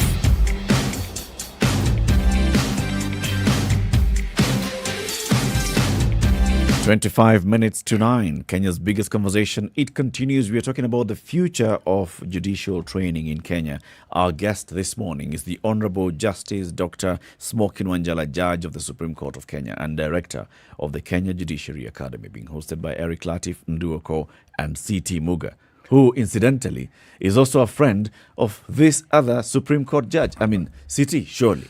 Now you qualify to be the Chief Justice at this rate. Or the chief criminal. Oh, yeah, all that. By the time you get to know officers with such high ranking, you must ask, what did you do wrong? Mr. Jump through some hoops. At some you know point. what they say, show me your friends and I tell you that what kind of character you are. I mean, you're friends of Supreme Court judges. And as I've told you before, they were not always Supreme Court judges. Yes, there was a time when they were regular human air-breathing beings. And now they're not air-breathing. No, they are rarefied air-breathing beings. Yes. Okay, you've got a question for the judge. Yes, I do. You see, as we're talking, something came to mind. Sometimes in the course of this year, we're in 2021, are we not? The president inaugurated and gave charter to a certain university, a very critical, a very interesting one. I'm going to stop there and go back. It's called National Defense College. Now, National Defense College was a college that didn't just deal with people who are in defense, senior civil servants. Yes. But what was interesting about it was that other people who were of similar seniority across the continent and even the globe came to that particular college. But then it was now given a charter. Now, when it was given a charter, now that's when I didn't know this, but I was pleasantly surprised because now the charter making the university, it now encompassed many other institutes also. And I just want to read so that you understand how many there were. I didn't even know some of these colleges existed. For instance, Kenya Military Academy, I didn't know it existed. Defense Forces Technical College, I didn't know it existed. The International Peace Support Training Center, did you know it existed? The Ministry of Defense and University Colleges in Defense and Security Studies, did you know it existed? Now, all these things were brought in. Now, if the same caliber of civil servant or senior individual in their places of work are part and parcel of this, I was thinking now, when the judiciary have a college, they have an academy, and they take it further. And other people who are beyond the judiciary are invited. And I was thinking, what a wonderful institution that would be. Because then you'd not only put a human face to the judiciary, but people who are in decision-making positions within the country will have had a very close touch with the laws of this country and the understanding of how it actually functions. And the importance of obeying court orders. Your thoughts, Justice? Yes, precisely. And that's why we are transitioning now from an institute to an academy because of the remarks I made earlier. First, I must point out that the institute was established before the promulgation of our 2010 constitution. So therefore, and that's why it was established through administrative fiat. But the constitution, the 2010 constitution, places a premium on the need for continuing training, continuous training and continuing learning of judges and magistrates and other judicial officers. And one of the mandates of the Judicial Service Commission is to facilitate those kinds of programs. Actually, the Judicial Service Commission is the one mandated to facilitate the continuing learning and training of judges and magistrates. So therefore, the Constitution already places a very high premium that learning is a value and is an asset for the dispensation of justice. You will never dispense justice from a point of ignorance or small learning. Now we're talking about big learning, which means therefore, and the Judicial Service Commission has delegated that responsibility to the Institute and now the Academy. We have in place a new Chief Justice, beginning with Chief Justice Emeritus, Dr. William Mutunga. We've had a situation where now incoming Chief Justices start off by giving us their vision, laying out their vision for the Kenyan judiciary. And successively from William Mutunga, Justice Maraga, and now Chief Justice Martha Koome, we've had succession of visions. But it all started with that judicial transformation framework, of which I was a part in formulating. Now, it means, therefore, that the content and methodology and the end product of training of judges must change to respond to the challenges of the 21st century. It also means that the Academy as an institution must broaden its wings to incorporate other actors in the justice sector. The office of the DPP, for example, which is a critical component in the administration of justice, the Children's Department, probation, the CID, all law enforcement agencies interact with our courts.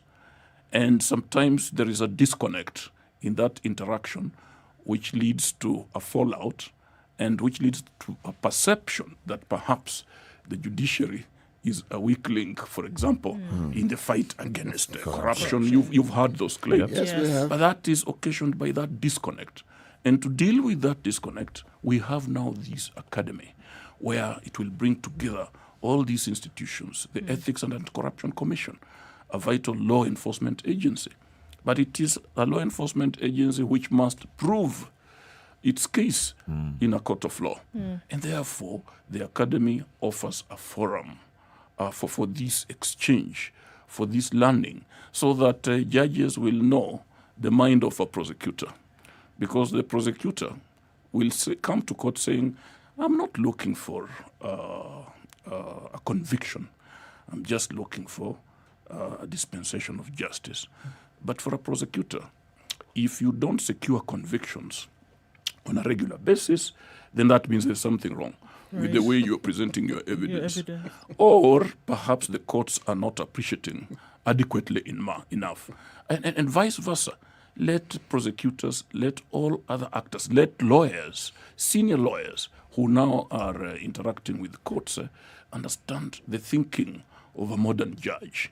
It is no longer a question of, this is the dispute, this is the applicable law, this is the president, and that is the decision, or this is the ratio decidendi. It's no longer that rigid.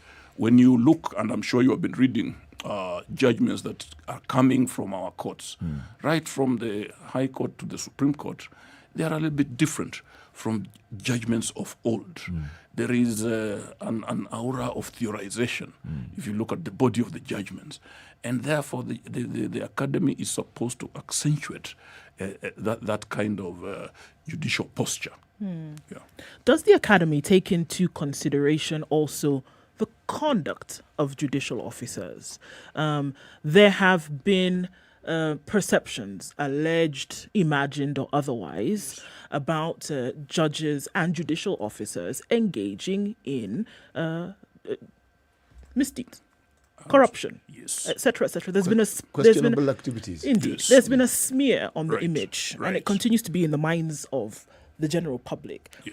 Does the Academy, or would it in future, currently or otherwise, take this into consideration and say, look, this is something we also must then continue to keep abreast of and train ourselves in, frown upon as a fraternity?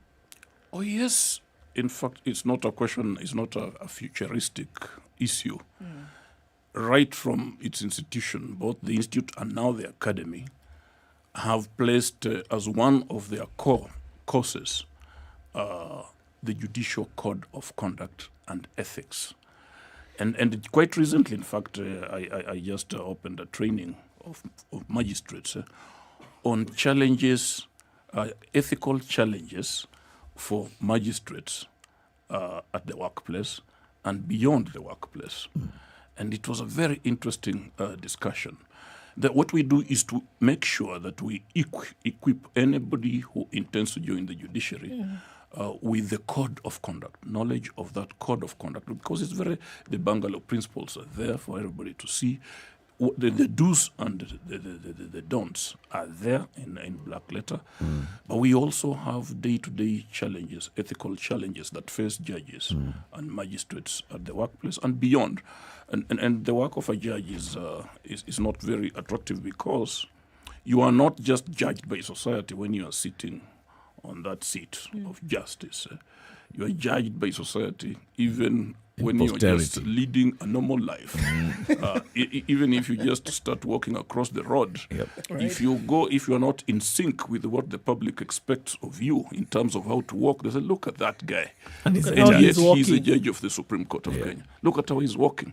He's wearing a jeans. So you are supposed, even during summer, to maybe walk in a robe. So we actually take that training very seriously. And part of what the academy does and shall continue doing is during the induction of incoming officers, and also not just judicial officers, but judicial staff, all the staff that offer support, administrative support to the judges, including our legal researchers.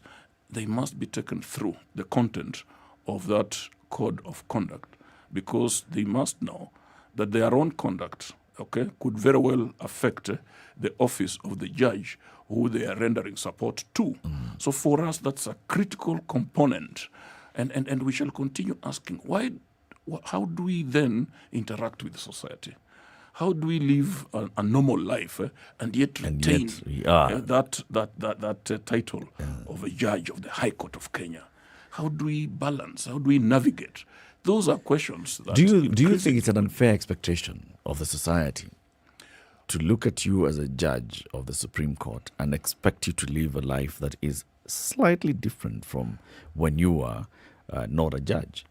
I think maybe it's not necessarily unfair, but it's the way the society has been groomed, attuned to look at a judge. And the academy is going to demystify that. It's going to demystify this hallowed perception of a judge as if you're superhuman. The academy will also seek to cause an interaction between citizens and the judiciary. For example, we are thinking of a situation where when we are now built up as an institution, as of now we are really what we call tenants, or tenants at will. We have no physical abode that we can call our own. We are tenants at will of government agencies. We don't have physical structures of our own. But fortunately now, the government has finally allocated a piece of land where the academy will be constructed. When the academy is so constructed, it shall not be constructed to look as a court. It shall be constructed to look at as a center of excellence for judicial training, with the ultimate output of real justice to the Kenyan people. And therefore we shall have even theatres, lecture theatres, where students, not just of law, but students right away from primary school can come in and be given a window into which they could peep to see the workings of the law, the workings of the courts. So it is something much bigger than just training judges. And therefore they will be able to ask questions. And through that interaction, judges will be able to explain themselves. Right. And society will also be able to explain itself why it seeks to be more exacting when it comes to judicial officers and not politicians, for example.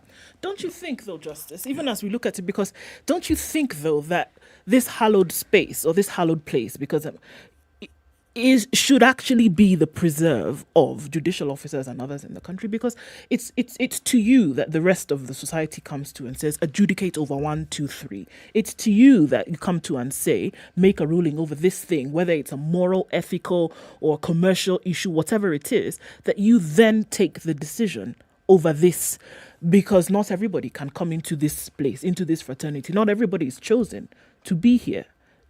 Isn't it a place? That's why, should there be a smear on the image of any judicial officer, it's such a big thing, because it is a reserved position. Well, if we look at it that way, maybe, but that ought not to be the situation. A court of law is not some kind of holy temple or an altar which must be revered. A court of law should be viewed as a place to which afflicted citizens, those people who seek justice in their day-to-day existence, can run to. And therefore, if you make it a hallowed place, they will not be able to run to that place. And that's why I'm saying we are trying to demystify that perception of the judiciary. The judiciary is supposed to render service to the people. Should be open and accessible. It should be open and accessible while maintaining its hallowed status. Yes. But it should be accessible. So how do you balance those two, Judge? And Because there's that openness. I should be able to come to you at any moment, right? But I should never doubt or question your integrity. You see, that's what then the academy is evolving. We must navigate that perception deftly. We must maintain that respect that ought to be accorded to a judicial officer and to the judiciary. But we must not forget that the judiciary exists as an arm of government to render justice. If we let that ball fall, then we will just be dealing with edifices, edifices that must be viewed in awe. That was the colonial institution of a judiciary. You'll recall that just not so long ago, before the Constitution was promulgated, not so long ago, if you passed near a judge, wherever it is you met him or her, you had to bow. Almost. And if you didn't, the judge would say, where is this scam coming from? No longer now. No longer the practice. These are human beings who are rendering justice. But then, Judge, I've got to ask this question. As you're discussing the code of conduct, the hallowed esteem that the public will look at the judiciary, and also giving it access, but also the most important and basic ingredient, trust. Do you think it's important for judges, whenever there's suspicion about your conduct, whether in office, on the bench or outside, that this judge should then rise above everybody else and say, questions have been asked, I want to step aside, out of own volition? Let me be candid. If that were, I wish that could work. But you are a Kenyan like myself. Yes. You know the Kenyan society. Earlier I talked about the ability of ingenious Kenyans to fabricate evidence. If we were to say that any time a question is raised about the integrity of a judge, then they must step aside. Believe you me, within the next 6 months, you shall have no judiciary. Take it from me. You can take it, I don't want to say to the bank, but you can take it to the village, because that's where justice resides. And therefore, what am I saying? I'm saying if somebody has credible claim of impropriety against a judge, they should step forward. There are mechanisms in the Constitution and the law. They should step forward, present that evidence to the Judicial Service Commission by way of a petition, and they must be ready to prove those allegations, because judges also expect justice, even as they are dispensers of justice. I posit, Judge, that in this case, if we say that the judges raise the bar and say, you mentioned me, I'll step aside, but then you must prove. And we also raised the bar that if you just come up with frivolous allegations against a judge, the punishment is also severe because you've impacted on justice of the very many other Kenyans. Then now we are going to have a deterrent of not anybody just gets up and decides, Justice Smokin Wanjala did this and the other last week. No, I cannot just come out and speak against the judge. As I said, I wish that was sustainable and workable. Raising the bar, if it is sustainable and workable, that you are assuming, therefore, that only where it matters will such allegations come up. But I cannot tell you, as long as a Kenyan knows that if I just say this, that person will be required to raise the bar and step aside. Within 3 months, there will be no Supreme Court, there will be no High Court, there will be no Court of Appeal, and there might be no magistracy. So where does that lead us? No judiciary, no country. Anarchy. A state of anarchy, yes. Yeah, anarchy. Judge, we thank you very much for joining us today. So, in conclusion, paint that picture of, with the academy now in place, let's go 10 years down the road. In 2031, what should you expect from the judiciary? You should expect a state-of-the-art judiciary that is in sync with society.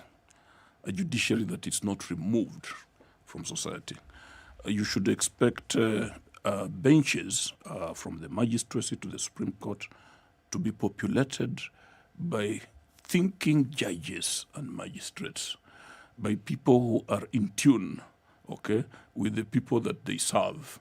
That is the institution you should expect, and that is what we intend to harness through the academy. You should see an institution where all Kenyans will be proud to serve. Just like, of course, I'm looking forward to a situation where people will be proud to serve in the police force or in any other sector because they are going there to serve the people. So that's the judiciary I'm looking at. That is the academy I'm envisioning. Thank you very much. We hope we'll be here. Sure. And we will see as the progress, as we see more progress. The Honorable Justice Dr. Smokin Wanjala is the judge of the Supreme Court of Kenya. He is also the director of the Kenya Judiciary Academy. He's been here telling us about the future of judicial training in the country. And like you said, it sounds like we are going to have some serious, robust decisions coming out of our courts in coming years. And also some very, very serious cases being taken before the courts. Asante sana for joining us today. Thank you. We've been live on KTN Home since the beginning of the hour. The conversations continue on SpiceFM, where we are live throughout until 10 a.m. That's when our show ends. We're also live on SpiceFM KE, YouTube, Facebook, and Twitter. A very good morning to you. This is the Situation Room, the only way to start your day. Spice up your life. When you see someone being jailed, a governor or two or someone who stole, then people will fear. Because our problem is not the borrowing, it's the stealing. We've become actually a nation of thieves. The only thing we lack is an opportunity to steal. The guys who quote the Bible and say I'm a Christian and all that, and you know they're thieves. Return what you have stolen 4 times. If you know that you have property or anything that you have stolen, just return and say, my God does not allow me to hold stolen things. We are also a reflection of you, because you elect us. We don't get into our office by ourselves. We are a reflection of the people who elect us. We don't want to go to the streets. We have a constitution that enables us to assert our will. When the legislature are now being taken as hostage by the executive for whatever reason, we are now bound by what they want us to do. This is just outside the realms of reality. We have impunity written into the DNA of our political class. How old were you when you learned that Jeshi la Wokoh is Jeshi la Wokoh? I can't say it very well. And everyone knows.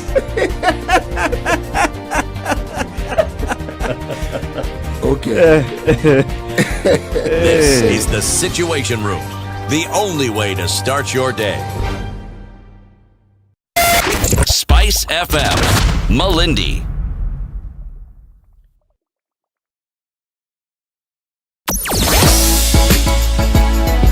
Sugar and spice and everything nice. Spice FM. Spice up your life. Mature, intelligent talk every morning. Spice up yourself.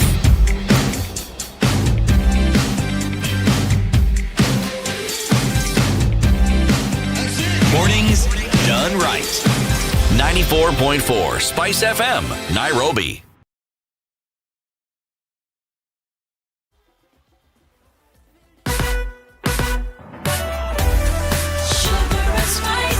The latest news from around the world. 94.4 Spice FM.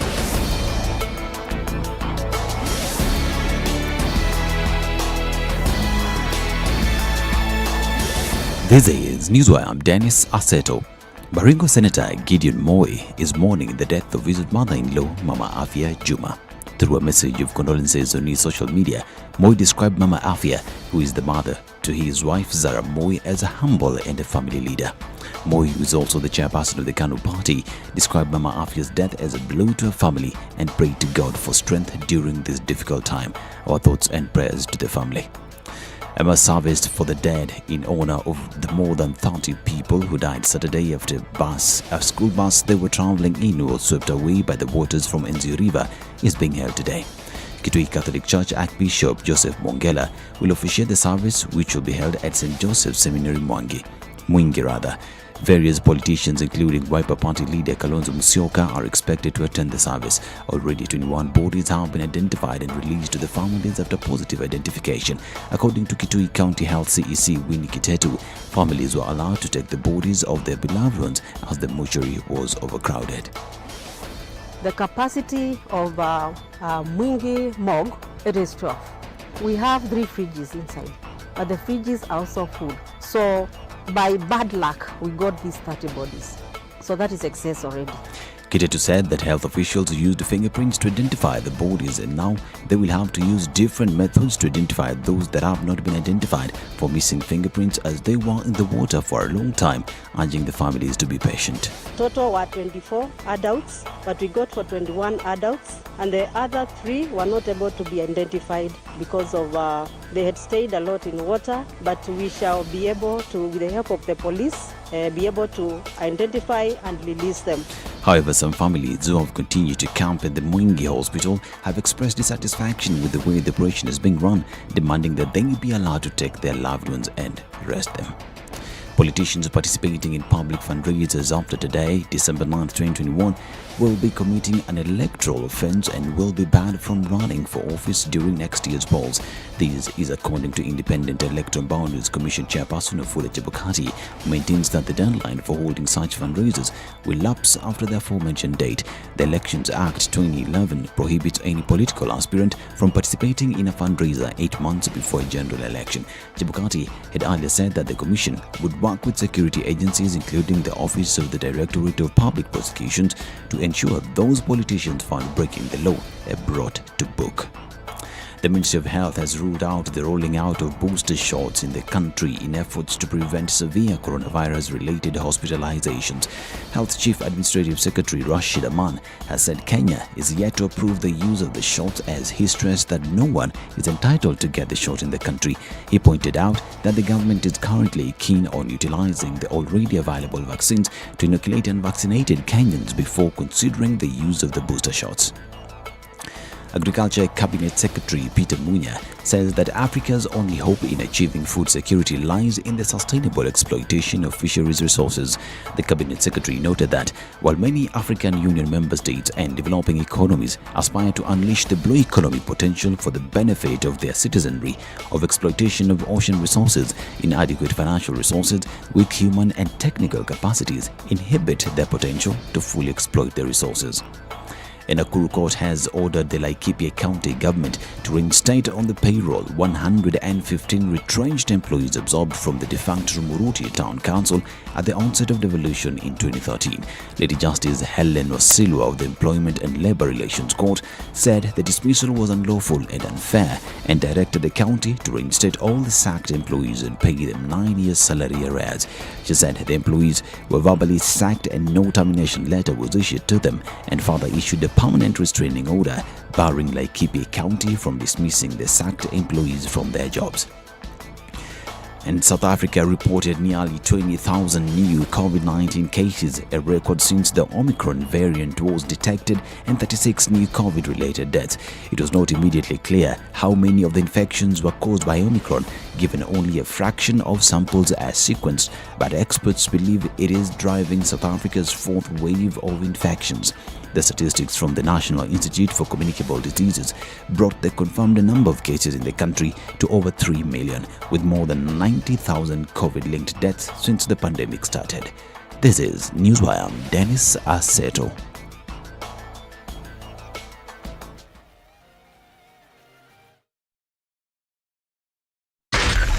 .4 Spice FM, Nairobi.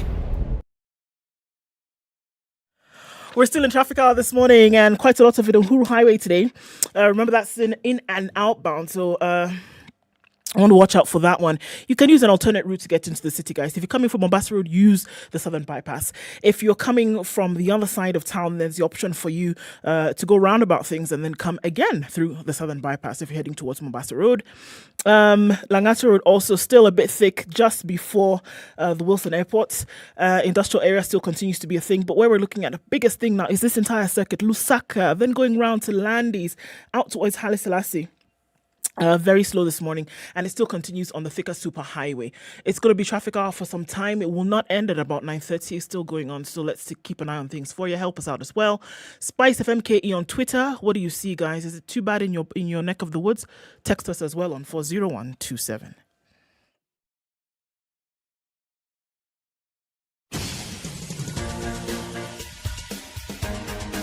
This is The Situation Room, the home of hard-hitting political commentary and penetrating insights about the state of the nation. This is a talk radio experience like no other. The Situation Room, a place for hard truths, debates, and elevated conversations. The Situation Room, witty, political, engaging, deep, controversial. In the room, we have C.T. Muga, researcher, academic, seasoned political observer, a fountain of wisdom in these politically uncertain times. Ndu Okoh, Nigerian by birth, Kenyan by choice, communications expert, Pan-Africanist, a truth seeker and believer in people power, and Eric Latiff, agent provocateur, the man in the chair, seasoned journalist, news hound, a man who believes in punching up, not down.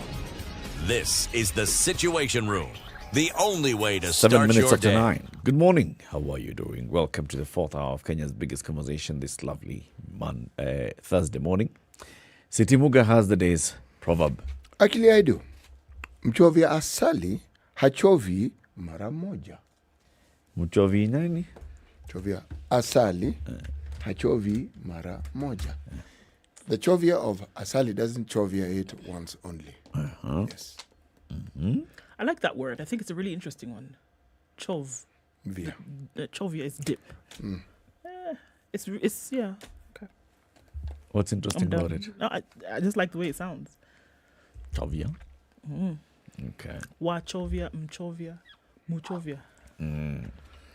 Yeah. Mchovi asali. If you're talking about Kiswahili, Mm. you'll be talking about classes. The wa, ma, wa class. It still confuses Mm-hmm. me. Do not worry. It confuses me also. Oh, yeah, okay. Good company. All right. You do have good company. Okay. So, the headlines in the papers today are political.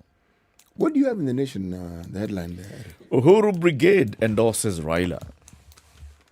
In the Standard? Mount Kenya teams. Please go. That's a nice chorus. Let's Madam, continue. endelea. Yes. 1, 2, 3. Mount Kenya teams say yes to Raila Raila and list of demands. Mm-hmm. Dot. The Star? Sita. Revealed. That is the DP Ruto's strategy campaign. Then, Uhuru men throw their weight behind Raila ahead of Big Day. So they're Uhuru men now. Big day is tomorrow or big day is August 9th? 8th? It's tomorrow. Okay. Big Day is tomorrow. Sawa. Yeah. Influential business and political figures under Mount Kenya Foundation ambit endorse ODM leader to succeed the president, saying he is the best bet in safeguarding the region's interests. That's the Standard, Nation, Agriculture CS, Peter Munya, accompanied by 3 cabinet colleagues, read resolution of Mount Kenya Foundation supporting ODM leader's candidacy. Mr. Odinga will announce his decision to seek the top seat tomorrow. So, when we were looking at the newspapers' headlines and the stories earlier this morning, you asked a pertinent question. What was that question? The question was this. Right, we see this Mount Kenya Foundation for the 3rd time at this particular cultural establishment where people are having lunch and making declarations, all right? Now, the latest declaration saying they want to support this person 100%. Now, you pointed out something which it was equally pertinent. These are business people, these are money men. Now, campaigns require money. But then I raised the question, yes, is it the only thing it requires? And does money guarantee you the purposed goal, a victory? That's what I was asking. And then I asked a different question. I said, when you have people who are known to be business people and people who have tons and lorry loads of money, okay, are they the sort of people who will attract the voter, or are they the sort of people who might chase away the voter? They may repel the very voting bloc that you want. Because we're talking about Mount Kenya, no other place, just Mount Kenya. What makes one think that this group of individuals are a vote-attracting group as opposed to a vote-repelling group? That's what I'm asking. So basically, you're looking at this from this angle, that this is a Mount Kenya endorsement. It's a Mount Kenya Business Forum endorsement. Now, and the question you're asking is, does this translate to a Mount Kenya endorsement? Yes. Is this what it's meant to be? Yes, that's what I'm asking. Is this meant to be a Mount Kenya endorsement? Is it meant to be a Mount Kenya business group's endorsement? Yes. And do they represent the voices of Mount Kenya? Yes. Do they actually represent? They are businessmen. They are known. No question about it. But do they represent? Or what interests are being sought to be protected here? You What was important for people before was extremely important in the Mount Kenya business fraternity who was president, right? So that their interests could be protected. So then you're looking at the community at large and saying, well, the turbines that must be spun here are those of the business community, and they are the ones who are really interested who's in the presidency. Everybody else here maybe doesn't really matter. So if you get the endorsement of this community for whom the presidency is extremely important, then you're good to go. And again, the fundamental question here is this. You see, that the business community represented here, ostensibly from Mount Kenya, want their interests protected. The interests are predominantly business, okay? Again, do those interests represent the huge voting bloc? Thank you very much. Which is the community in Mount Kenya. Right. In summary, is this endorsement of any consequence to a Raila presidential campaign? Precisely. A Raila Odinga presidential bid. Does it add anything to a Raila Odinga? And if it does, what is stab at the presidency? In previous years, did it matter where this particular community threw their weight? It matters is not in question. It does. Right. I am asking, how much does it matter? Okay. There's no question about so it let's mattering. look at previous things that we've seen, all right, in previous campaigns. So, for instance, we remember that first time we saw a big lunch. Moi hosted a lunch and where people were coming to pay 1 million shillings a plate. I remember. It was the first. So the people who were attending this lunch were the business community. Of course, the people who could afford 1 million shillings a plate. Yeah. And what was it for? It was, number one, fundraising for the campaign. And number two, these are people who have some influence in the community. They do. To whatever extent, but they have some influence. They do. We saw the same. We saw the same in Uhuru's presidential campaign in 2002. In Kibaki's campaigns, we have seen this even in Raila's campaigns, where he says, come in, we're sitting down and we are talking to a certain select group of people and we're seeking their support. Yes. So we really cannot discount their support. Because there are two things that you need. You need money so that you can go around and convince the voters. Then you need the voters. Okay? And the Muthui Mkono who will go knocking door to door will need facilitation. In other jurisdictions, we see the same happening. Yes, we do. In the US, we see the Republicans, there's the big money people who just sit back and they say, I'm throwing my weight behind so and so. Or I'm going to spend my money, like Bloomberg said, to seek high office. So money is important. It is. It's what keeps the machinery going in order to get this particular person in office, right? We must be at least get that person to the point where people are making a decision. Yes. Or putting you right there for people to keep seeing you. Money is extremely important in all of this. I think that even as looking at now answering that question, that how much does it matter? I don't know that it is representative completely of what the larger community feels or in what direction that they would go. But it is significant enough to matter and be in the front, or be rather in the view of everybody right now. It is significant enough that what the larger community feels, or in terms of the decision that they make, can almost always go unnoticed. Remember? So it is significant enough to hold sway for the longest period of time. When they're talking about being held fast by that opinion, it has been the opinion of the business fraternity, and not necessarily the larger voting bloc. Who do they go and have a conversation with most times? You know, you need to look at the relationship that money men, businessmen, have with politicians. And yes, the money always matters. It always does. It has a very specific role. And that is why you will find people who have the means bankrolling, wannabe politicians, would-be politicians. It happens all the time. But it's for a very specific reason. They are buying influence. That is precisely what is happening. But why I raise this question, and with specific attention to that it is Mount Kenya business, men, okay? When you are seeking the presidency, you are seeking the votes of the entire country, okay? So I asked a question about the Mount Kenya region and the impact that it has, and if there are any negative repercussions, what are they? Now I'm going to the rest of the country. When, let's say, for instance, I am in the Rift Valley and I come from there and I see Mount Kenya supporting... Money. Yes. Going and, behind. Yes, exactly. And this is where I come from. How will that impact in my thinking? If I come from, say, the eastern part of the country, as in Cumberland, all right, and I see this is Mount Kenya who are supporting Raila. More pertinently, if I come from Masai Land, if I come from the coast, how exactly am I going to view this support? Is it going to endear me towards giving the support that I'd given previously, assuming that you had supported, or make me more inclined towards him, or will it have a completely opposite effect? So let's start with the perception within Mount Kenya. Yes. It's very clear that there has been a scramble for the Mount Kenya vote from even Professor Kivutha Kibwana called them the what? The two horses. Yes. Ruto and Raila. Yes. Raila goes to Mount Kenya, Ruto comes to Mount Kenya. Ruto comes to Mount Kenya, Raila goes to Mount Kenya. It's that's how they're basically playing. So it now appears that Ruto says he's appealing to the hustler, that is the ordinary citizen of Mount Kenya, and Raila is appearing to be talking to the moguls. I don't want to call them the dynasty, but okay, we know that whole conversation of hustler dynasty was basically talking about those who have and those who don't have. So he's talking to the money men, and this other one is talking to the mwananchi, yule mudogo, yule wa kawaida, yule mama mboga, yule hustler. All right? Now, let's look at the demands, for example, that came with this endorsement.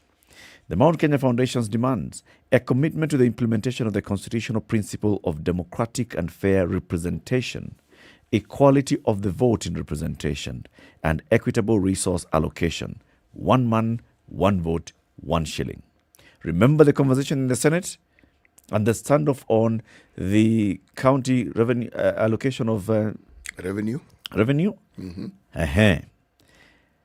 So there was a whole issue of, is it 1 man, 1 shilling, or is it 1 kilometer, 1 shilling? These ones are saying we will support you, but you have to commit to 1 man, 1 vote, 1 shilling. Second, a demonstration of commitment to guarantee our fair share of government commensurate with our real population strength. Our fair share of government commensurate with our real population strength. That means that we want to see People from Mount Kenya in your cabinet lineup, representing the number that we bring to the table. 3, commitment to increase the devolution fund. 4, respect for property rights.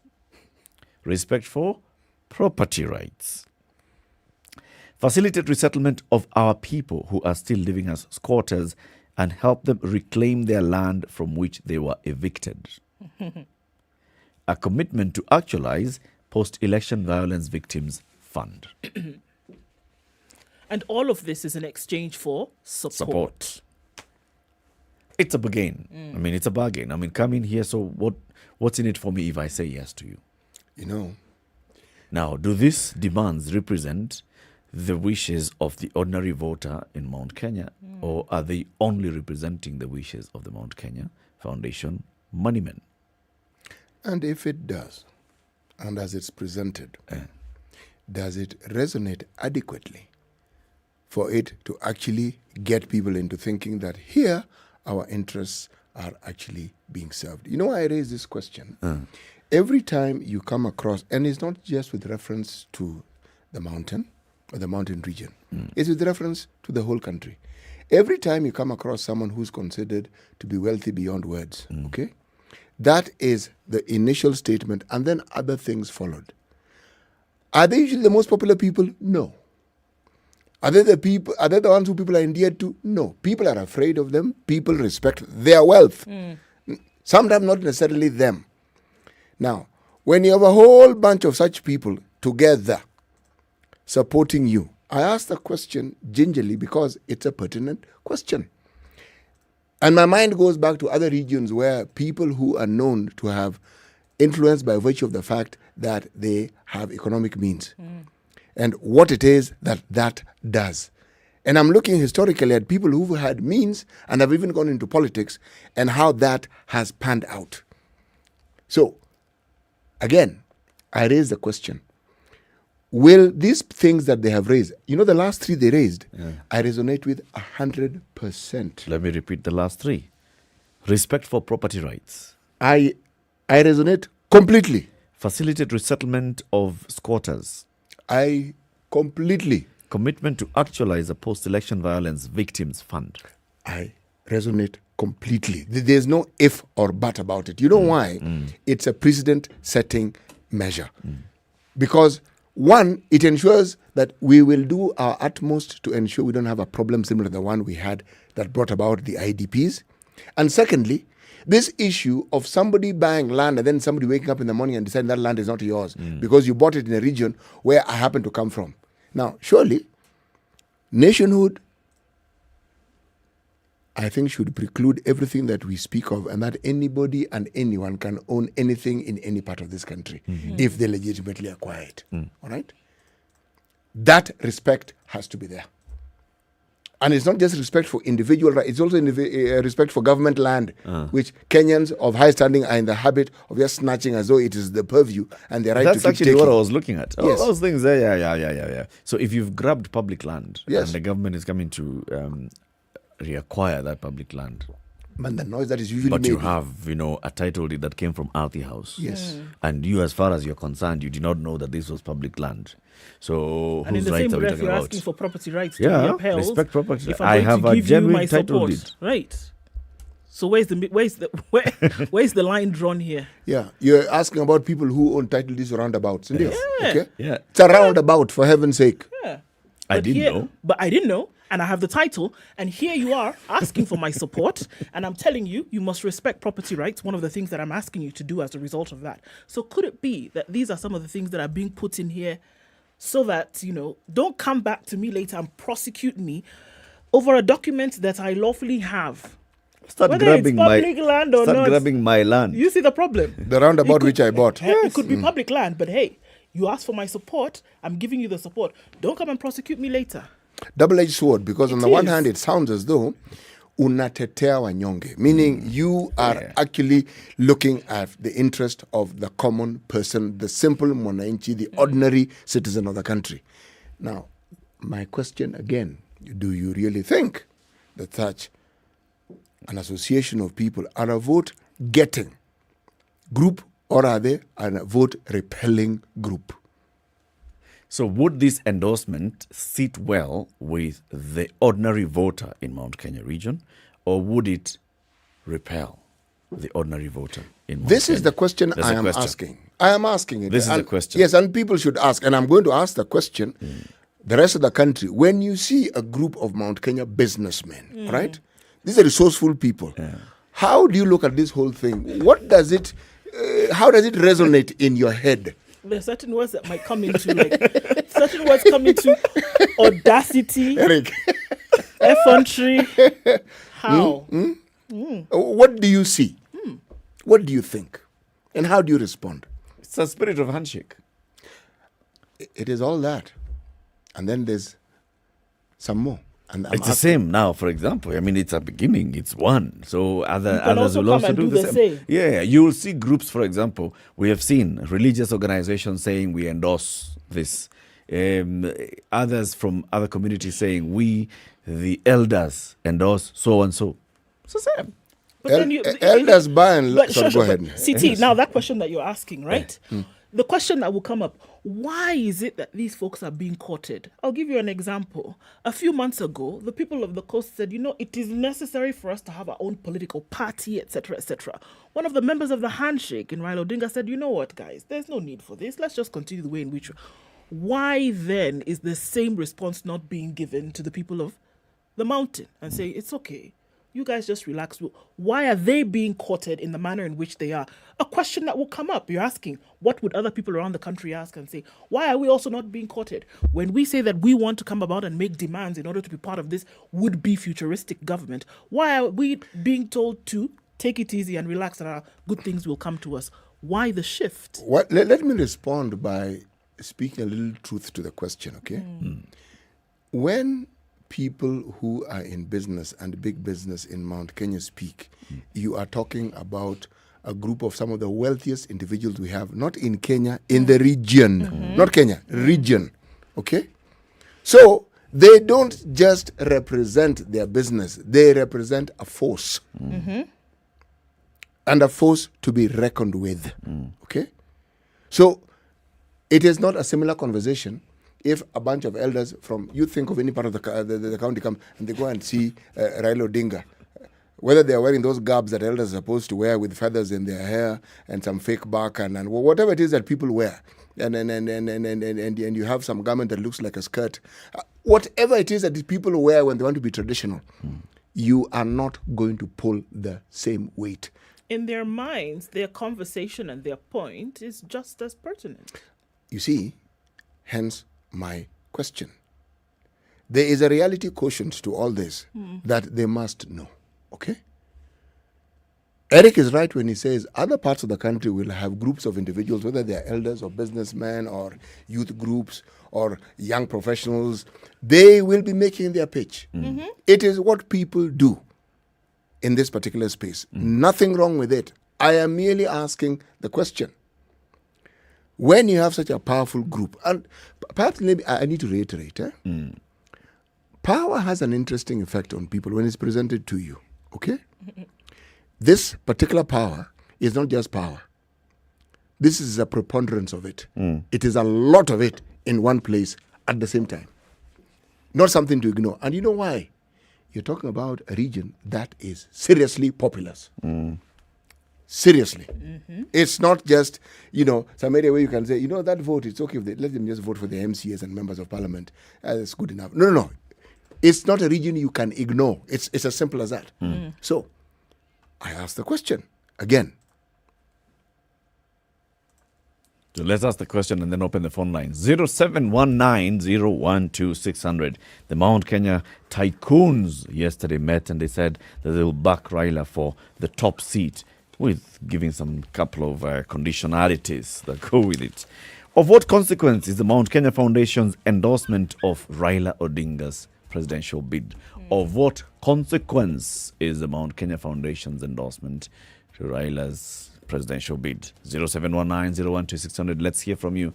Let's take a break, though, at 29 minutes after 9. This is Kenya's biggest conversation, The Situation Room. You can also post your comments on our social media pages, SpiceFM KE, on Facebook or on Instagram or on YouTube or tag us on Twitter. This is the Situation Room, the only way to start your day. Spice up your life. 24/7 around the world, non-stop. This is Spice FM.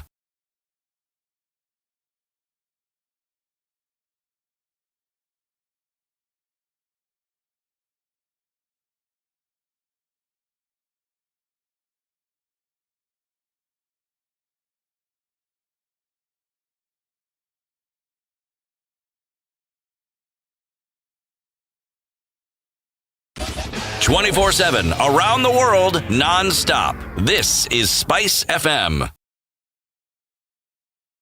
Hello. Halo, umesikia? Nimesikia nini? Hujasikia habari? Hebu acha nikuambie. Kile kimetokea. Hello? Hello?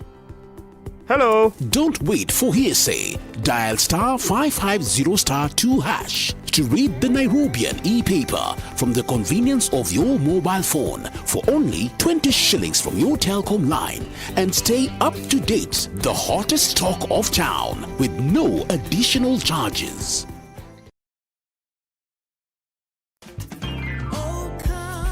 The events of the past 2 years have seen the Christmas season lose its charm and excitement, but all that is in the past now.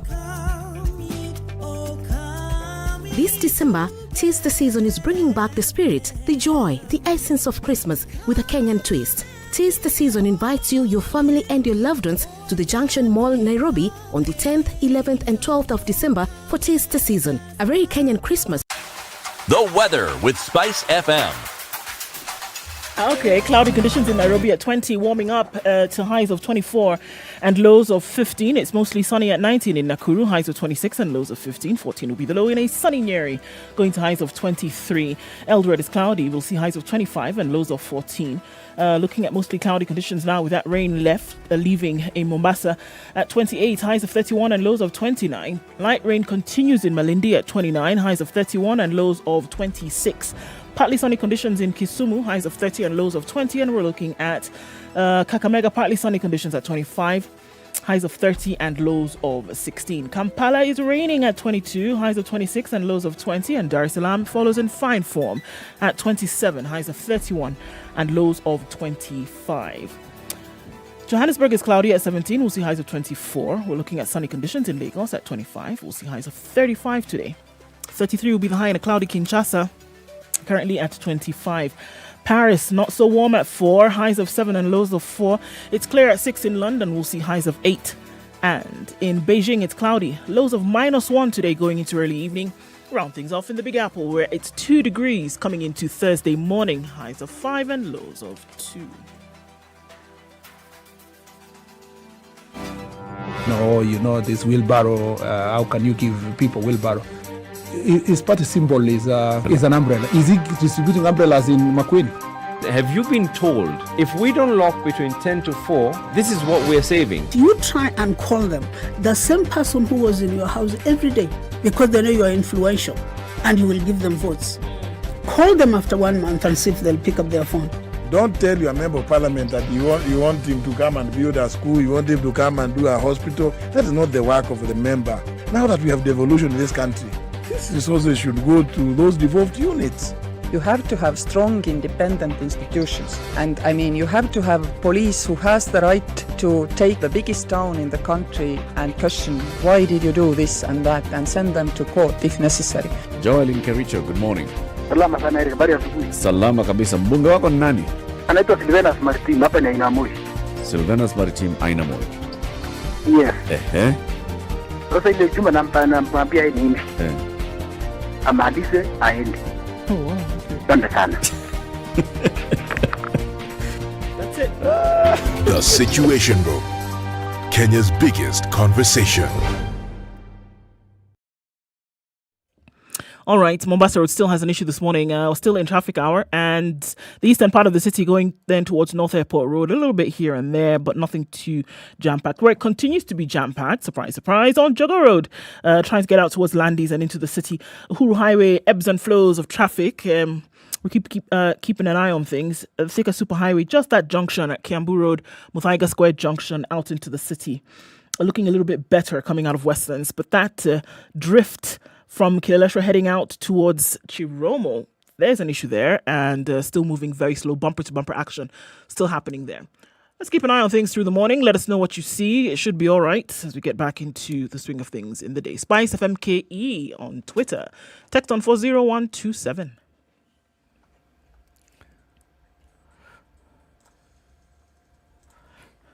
Showmax. You buying for Christmas? Yes. For me. That's a gift. It's a gift. You're the one who suggested. The range, 300. How much? How much? To How much? 1050. What do you mean 300? How much? 300 is 300. No, I started as is the range of what I you am can actually pay for speaking packages. English colloquially, and I'm saying, okay, the range starts from 300 and something, and it goes up to 1,050 on Oh, reasonable. See, now that's my Christmas present from you. Not bad at all. So you want Showmax for Christmas? No, how many Showmaxes do you want? A bouquet of gifts. This will be one of the items. So that you can also gift somebody else. Yes. Good thinking. So Showmax Pro, 1,050, right? I subscribe for you. You get an extra month free. Then after that, now you'll start paying. Well, let's get on this business, man. What are you waiting for? After that, ujilipie. It's okay. Just do the first one. Okay. You know, you've made a promise now. And no hiccups, sir. No hiccups. No, I have just half. Nothing. No. www.showmax.com.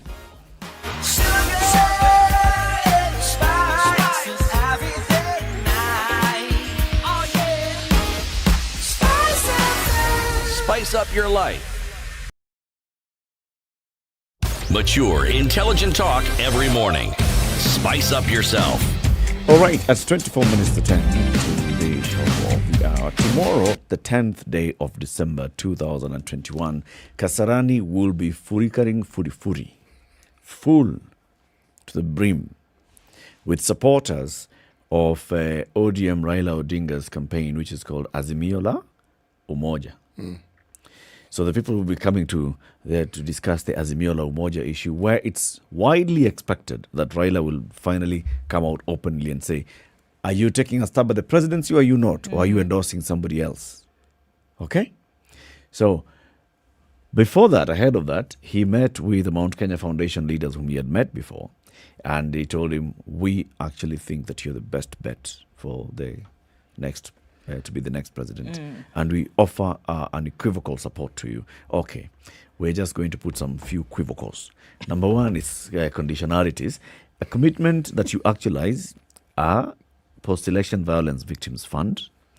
A commitment that you shall resettle all of our people, that is Mount Kenya people, who are still living as squatters because their lands were taken away and they were evicted, a commitment to increase the devolution fund, a respect for property rights, a demonstration of commitment to guarantee fair share of government for the Mount Kenya people commensurate with the real population strength.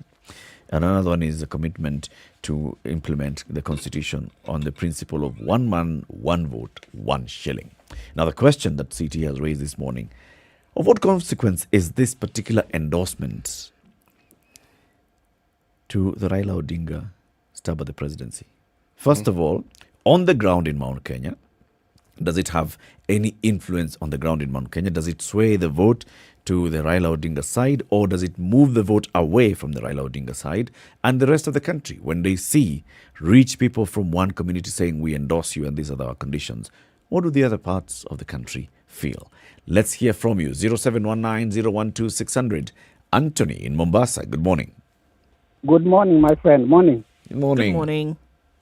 Today, I will pretend to be a chief guest. Be the chief guest.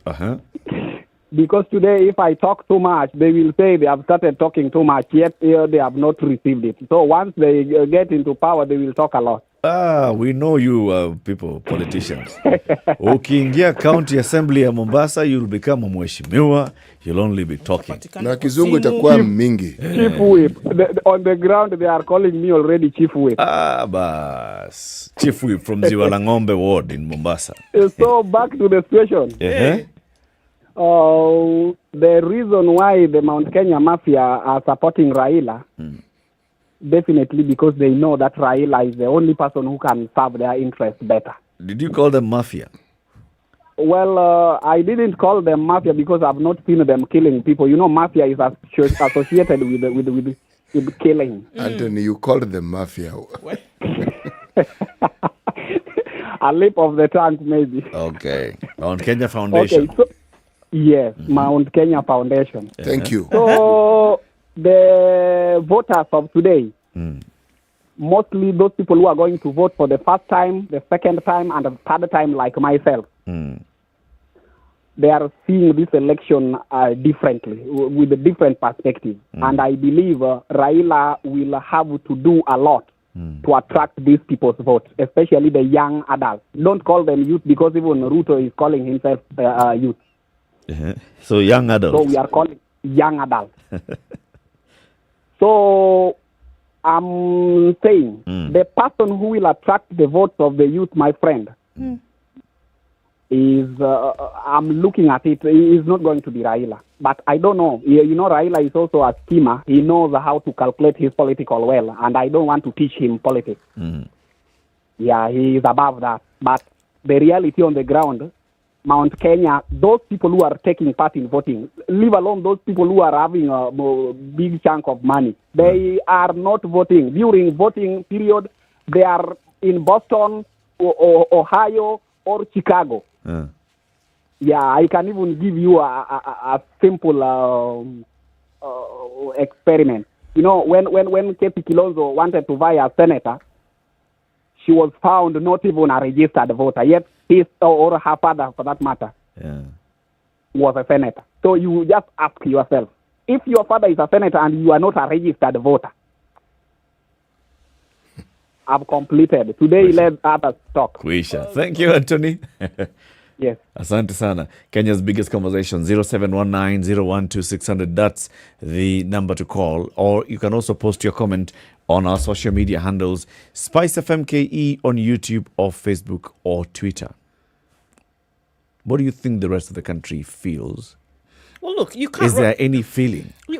I think, look, just look at it from a human perspective. Sometimes we want to apply the politics of things. You remove the human element. And if it just look at laws of nature, if one particular group of people is being favored or being paid attention to, naturally, what would happen to other groups who either felt they could be part of the conversation or wanted to be part of the process? They feel edged out. So one or two things could happen. Ask to be part of the process or move to another area where they will be given said attention. You can't run away from the fact that there will be people who will be feeling slighted, that there will be those groups who maybe had sought previous attention and were not paid as such, who will feel, all right, well, here's an opportunity for us to make our move. But it'll be full I of think it does dishonesty, impact. I think it does impact on the way in which people then will operate moving forward. It will be dishonest. Of whom? Of anybody else who says, you know, this is one particular region that's being favored. Because other regions have also met with Raila and other regions have come in to say who they're endorsing for their president. They have leaders from other regions who've said, okay, so we as a certain group representing certain interests are expressing our support for Raila, for Ruto, for so whoever if you else. didn't make your demands or conditions, that's really up to you. It's not our... we just happened, as the group from Central... They must have made their demands. That came. It just happens to be that this is the manner in which you're making our demands. If you didn't make them in this manner, then that is completely up to you. They must have made their demands. Remember the other group that's led by Moses Kuria and Martha Karua that said they were going to Limuru 1, 2, 3. And they also had come up with a list of the things that they said, the person that we are going to endorse is somebody who commits to these things. This. They still haven't told us who they are going to endorse, but it's similar kind of things. Kuria in Nyeri. Morning, guys. How are you? Good morning. Mine will not even take more than 30 seconds. Do you remember in high school when we used to study so much and we had those guys who used to be called, I don't know, bookwormers? Yeah. only for them in the national exam to come and fail. Uh-huh. So they would read so much only for them to come and fail in the national exam. So my take on Raila would be like this. Let him not be like those performers. Let him go to the voters themselves. Not those people who are there, who are calling them in Safari Park. My friend, in my village, I have never gone to Safari Park. You are talking about Kasarani. I don't even know whether Kasarani is in Jogorod or even Comrade. My friend, tell him not to be like those performers. Have a nice day. I underground. Aha! Why are you pregnant with my thoughts? Have a nice day. Thank you, Kuria. Thank you very much. 0719-012-600. Uh-huh. You know, one of the things that is peculiar about electioneering and elections, it's something I find peculiar, and especially when I look at the Kenyan politics, is how the voter reasons. You'll find somebody has a good track record, gets voted in once, twice. There are regions where if you find someone who's been elected twice, it is a wonder. There are places you can find somebody who's been elected 3, 4, 5, even 6 times. To the point where you think, Kwani, this job, is it theirs for life? But the human need for change always plays a very, very important role when it comes to electing leaders. You have been at the helm of leadership. At some point, people feel they won't say it necessarily, but the feeling is, it's about time maybe we have somebody else and see how somebody else. Try someone. Yes, some actually verbalize it and say, something, we need to change, and we need to try and see if somebody else can do this. Now, are those changes brought about by the amount of money somebody spends, the sort of person they are, a combination of those two, included in what they have been seen to do, which is supposed to give an indication of what they could possibly do when they eventually get that seat? Which one takes precedence? Which one is greater? Which one is greater? Yes. Gerald in Kirinyaga University, good morning. Yes, good morning. Good morning. Yes. I want to contribute by maybe saying that one thing that Kenyans need to realize is that we cannot buy people right now. Mostly the Mount Kenya people, you cannot buy them. You really need to show what you can do for them. And what do Mount Kenya people want to see done for them? Okay, first and foremost, hatutaki repetition ya 207. Okay? That's why we are saying those people who walipoteza mashamba then they need to be compensated. And not only the Mount Kenya people, this needs to happen countrywide. Unajua, at one point there has to be someone who has to speak up. Like the way wanafanya majuu, the Black Matter and whatever. At this point, maybe it's the Wakikuyu who are going to stand up and maybe represent the whole people. So we want lands to be compensated, and we want hizo rules sisi tumesema hizi ndizo tunataka. Okay, they are not rules, they are maybe objectives or goals. We want them to be achieved. So that can be brought back. So directly asking you this question, does this endorsement matter? Yes, it does. 100%. It does matter? Yes. How so? It matters. Hello?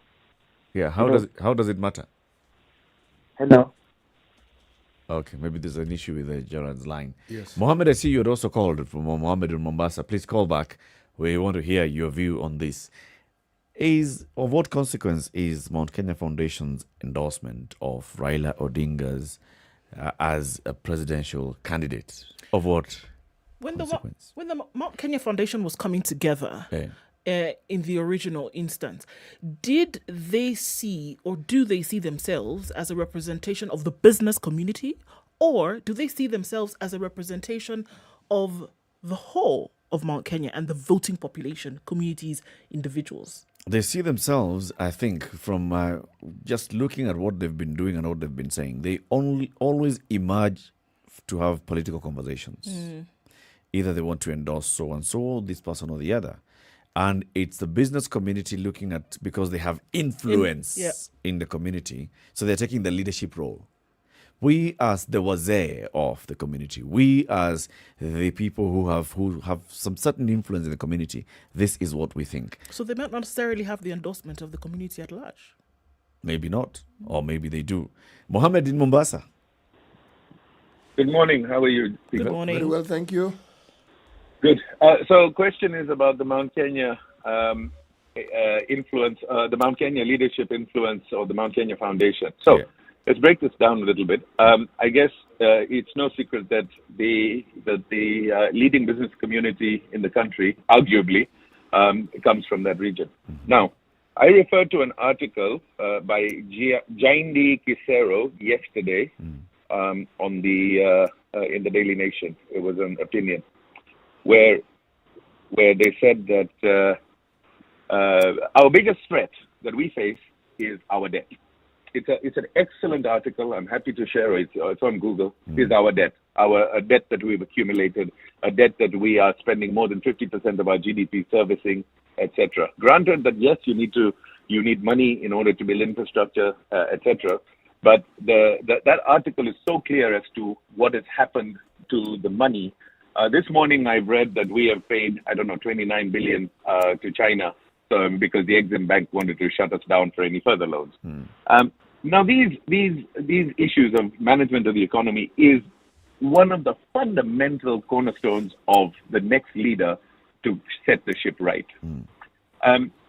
Where is the viability of, or rather, where is the manifesto of the leadership or the people that are looking for leadership to contest it? In that article, it is black and white that all the front runners are saying we will refinance, but that isn't the problem. That's symptomatic of what the problem is. The core of the issue is far greater.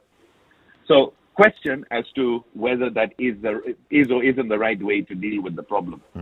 Secondly, and beyond that, we have a crop of current leaders who are vying for, or the front runners, I should say, who are vying for presidential and other positions. Question fundamentally is, will they do any different than they have done in the last 20 to 30 years where they have had a significant say in the government?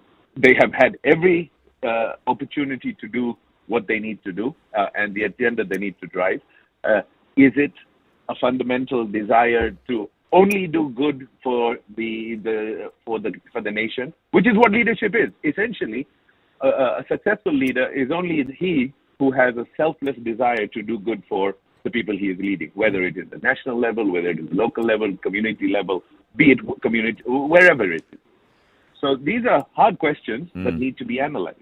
Now, the fact that the top of the pyramid are endorsing an individual, it's not necessarily that is right, nor is it wrong. It is a debate that needs to take place in order to unpack the whole scenario. Okay.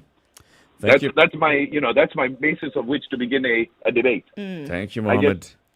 I guess you guys are not prepared to engage me this morning. Like you have in we have two other callers on the line. So all the best. Thank you, John Joroge in Mombasa. Good morning. Good morning, Station. Now, my take is this. Yes. We have people on the ground, the voters.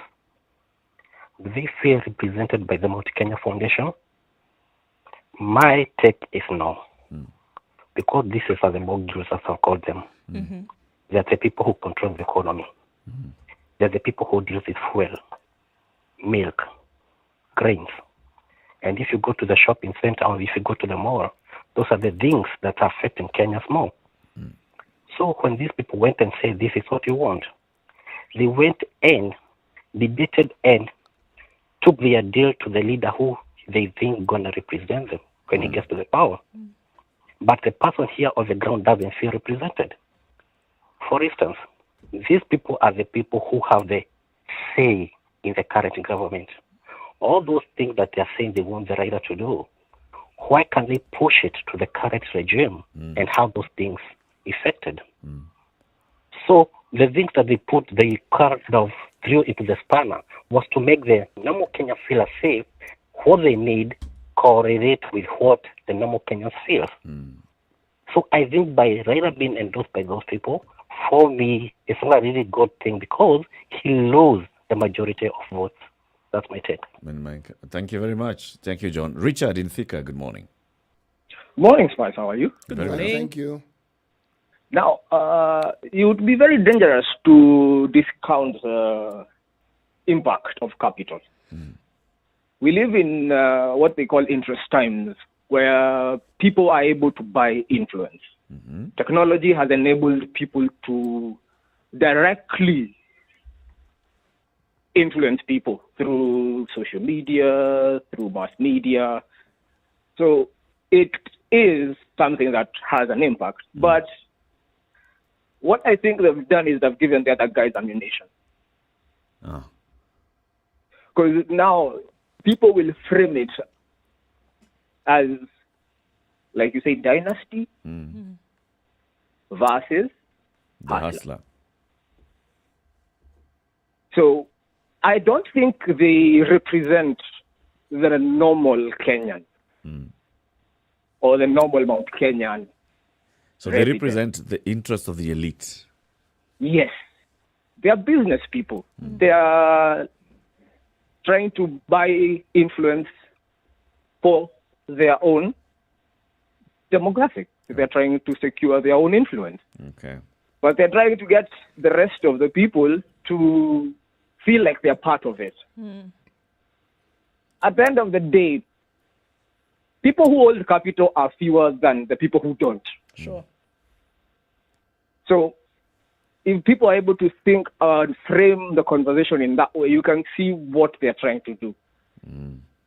I think sometimes you have to look at America, where you've been able to see what unregulated influence of capital can do. Yeah, so those are my thoughts. Thank you, Richard. Thank you very much for that. He says this is actually giving ammunition to the other side, because then the other side can go down and say, you see, what would you say? We said we are representing the hustler, the mwananchi mdogo. The other side of who don't have. See what they're doing? They're regrouping. They're coming together. They're saying, this is what we want. This is what we are going to do. That means the mnyanyasaji of today will continue being the mnyanyasaji of tomorrow. You know, that's a very interesting perspective that he has presented. Because if you think about it, it is fodder for anybody who wants to oppose it. And if you were to look at the campaign of the deputy president and his party, he's been hinged on that from the very beginning. Yeah, and they're also unfazed. I mean, you almost get the impression that, yes, it's all this money collecting in one place, but doesn't seem to change the tempo and the way he's been going about his business. You almost get the impression that he can match them shilling for shilling. So, essentially, it makes for an interesting discussion. It does, at the end of the day. It's going to be a very interesting one then going forward. You know, who has what kind of influence on their side? Because just like also Richard said, you cannot discount the influence of capital. Sure. And then who will be able to spin something based on your actions, based on the actions that you take, however late in the game it may be, that you take a particular action and it turns out to be something that you could use to your advantage on the other side, regardless. So if they want a proportional representation in government based commensurate with the real population strength, I hear that saying that we want to choose the deputy president. And I got a feeling that that meeting yesterday presented a list to Raila and told him, see these three. We want this, and this. Yeah, consider this to be your deputy. Consider this ministry, we want it. This ministry, we want it. This one, we want it. Hizo zingine patia watu wengine. Apart from this, we are not able to do anything. Yeah. We can't have that conversation but with you. You know, it's interesting because these discussions are normally held by people who want to be in a coalition. All right? So here we have this unlikely situation where the businessmen are the ones who want a coalition with the politician. Yes. Now, that usually doesn't forebode well. No, not really. Not ahead of an election, because you ask yourself, hey, so that's what we're being told. What else are they really angling for? Yeah. Yes. This is for public consumption. Yes. But what is the real story? Yes. That they've discussed. And if they say that they have the interest of the mwananchi at heart, where is it captured? Yes. In the 1 shilling, one person, that one is clear. There's no question about it. But the question that Richard asked, okay, no, it wasn't Richard. It was, was it in Mombasa? Anthony. Anthony. Oh, Anthony, yeah. No, not Anthony. There's somebody else. Mohammed. How exactly Why don't they ask those same questions of this particular government? Yes. Right now. Yes. Yeah. There's a government. I mean, and they are said to have influence with the current government. So why not ask those Why questions? are we not making those demands? Should Why, that be so why wasn't important? the post-election violence victims fund actualized in the last 9 years? Yes. And if that is the question that is being asked, should the question not be, okay, this is what we're pushing this government to do? Guarantee that there will be a continuation of the same. Yeah. Okay. Thank you very much for tuning into the Situation Room today and for participating, or even those who just listen and they are not calling, but they are participating. We are always very, very grateful. CT, today's proverb?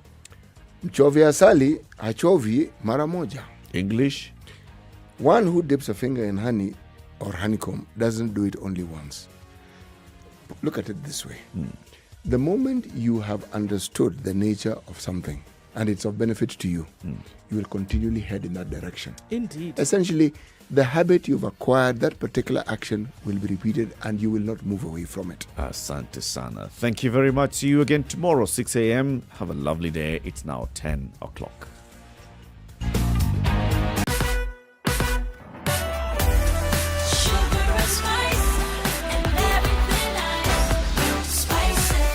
Spice up your life